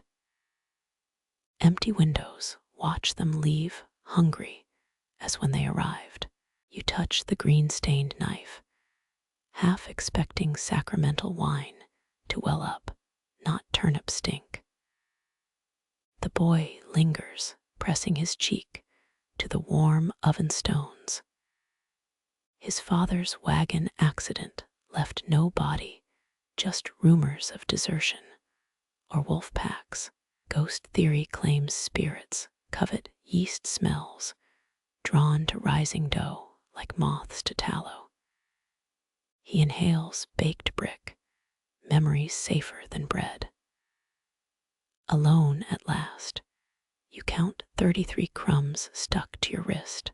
The extra belongs to nobody or everybody. Blistered fingers hover, then flick it toward the crows. Their gratitude sounds like theft, wings snapping up the offering midair. Embers cool inside the oven, their final crackle mimicking speech. The hearth's cinnamon breath fades, replaced by frost gnawing through walls. You lean your spine against cooling bricks, ash dust snowing onto lashes. 32 footsteps fade beyond the gate, 32 stories walking toward tomorrow's hunger. Bruised light paints the floor gold where crust once pooled. Your apron sags with debris, each stain whispering names. Some debts settle softer than others. Some silences swell sweeter than figs. The knife surrenders to its drawer, today's cuts already healing.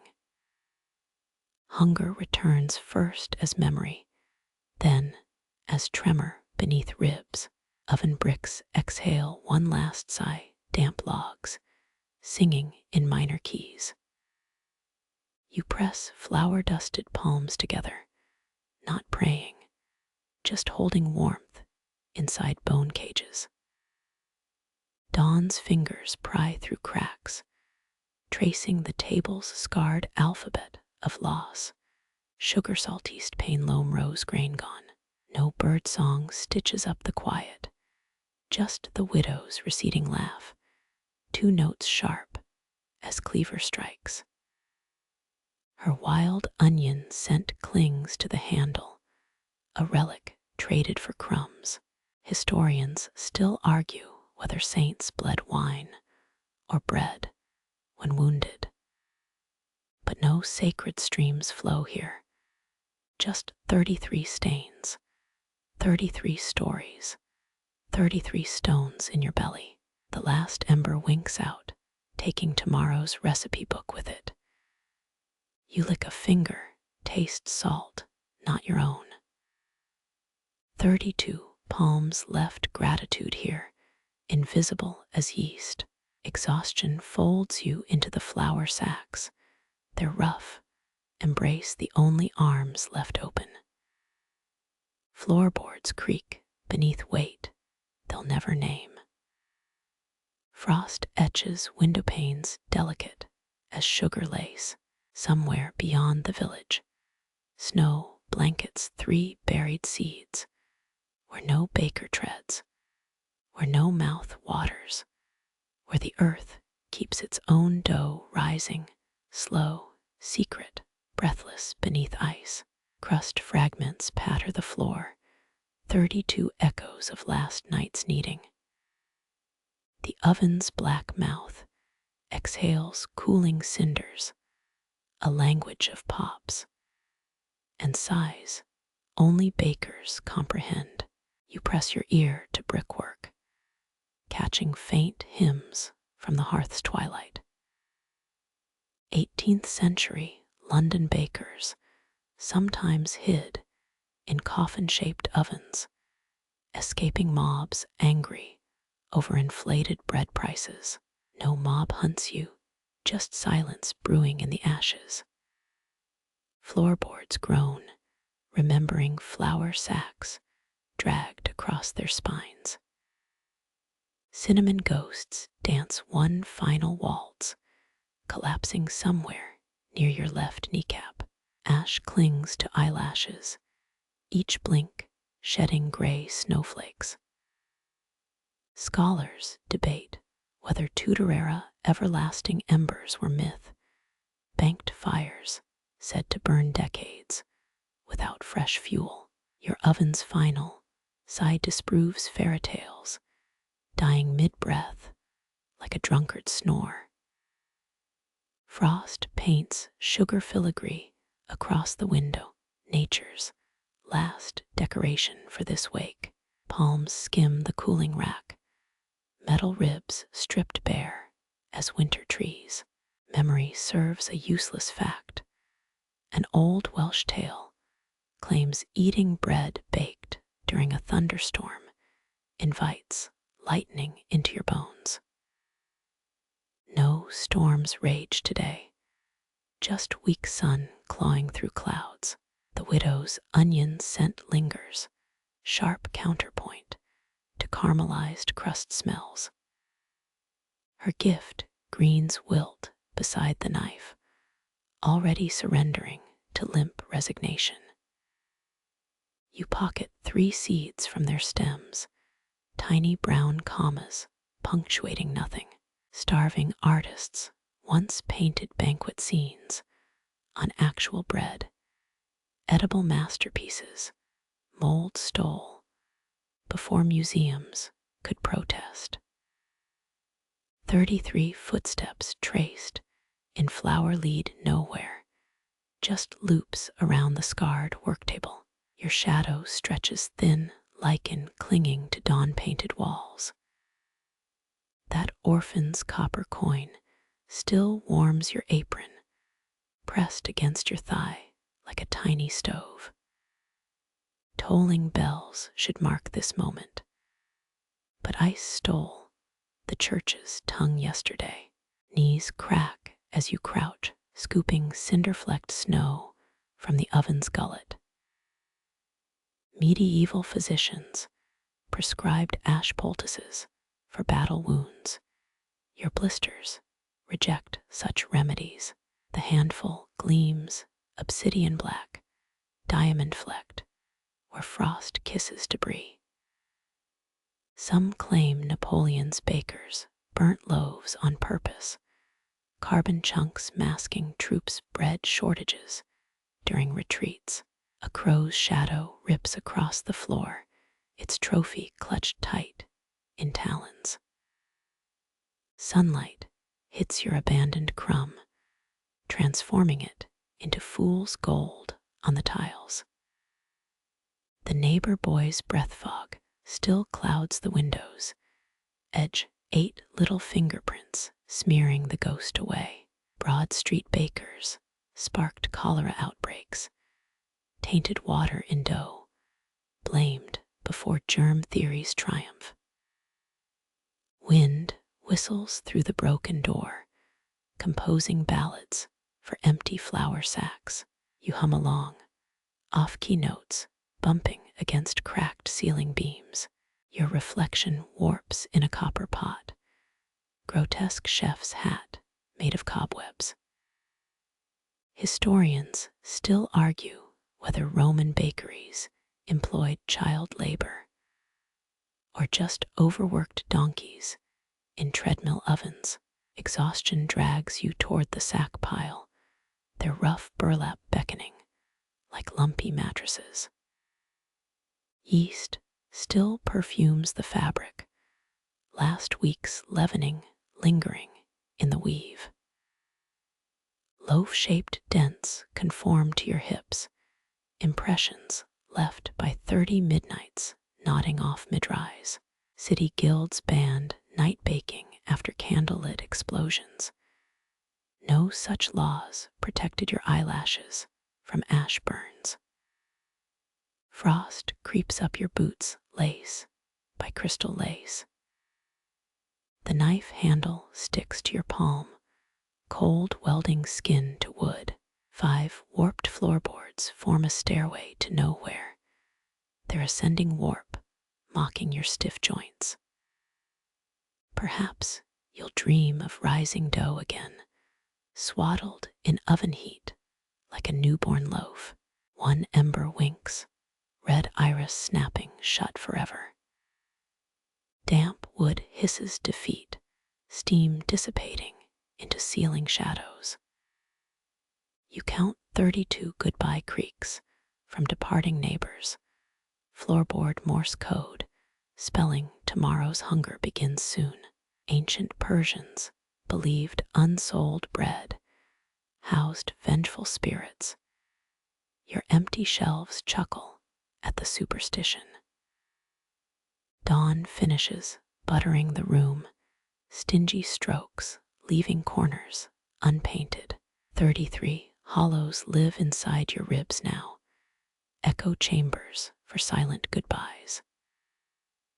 The cat's purr resonates through the wall, its promised rat king feast commencing without you.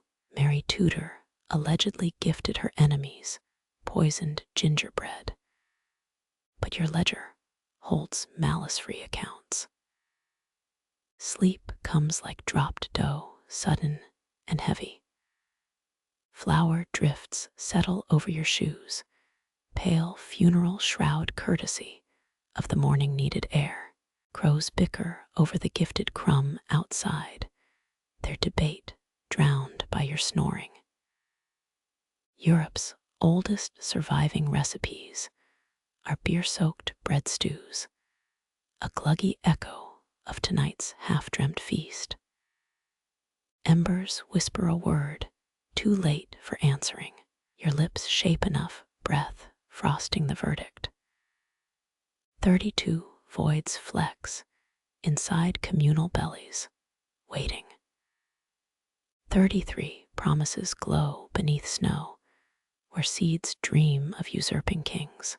The oven's last glow surrenders, ash settling like tired moths against brick. Your arms rise, not for kneading, to welcome a greater rest. That orphan's copper coin nestles warm against your thigh, a tiny sun preserved in denim. Empty shelves stand quiet now, their whispers softer than flour drifting down. Frost paints slow spirals across the window, each crystal melting as dawn breathes closer. Tiredness pulls you toward burlap pillows, their rough embrace smelling of forgotten rises. Those 3 seeds in your pocket, tiny brown commas, sleep beneath the snow. No hymns linger in the hearth now, only the cat's purr thrumming through the wall. Your shadow stretches, then dissolves into the gray-washed floor. Exhaustion wraps you like dough cloth, damp and heavy. Blisters sigh against cooling bricks, ancient cures forgotten as eyelids lower. The neighbor boy's fingerprints fade, breath ghosts melting into morning. 33 hollow places inside you soften, filling with the hush of spent ovens. Embers exhale their final word. You needn't answer. Sleep arrives, not as a guest, but as the flower itself. Settling. Gray light strokes the work table, blurring edges between wood and shadow.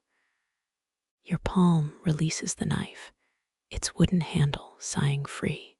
Around you the room still hums, but the tune grows faint now. Lids grow heavy as sifted rye the world, narrowing to breath and cobweb. Every need, every fire, every coin given now folds into stillness. Those starving artists' bread paintings, molds feast drift through your dreams. And somewhere, under winter's quilt 33, promises dream of spring.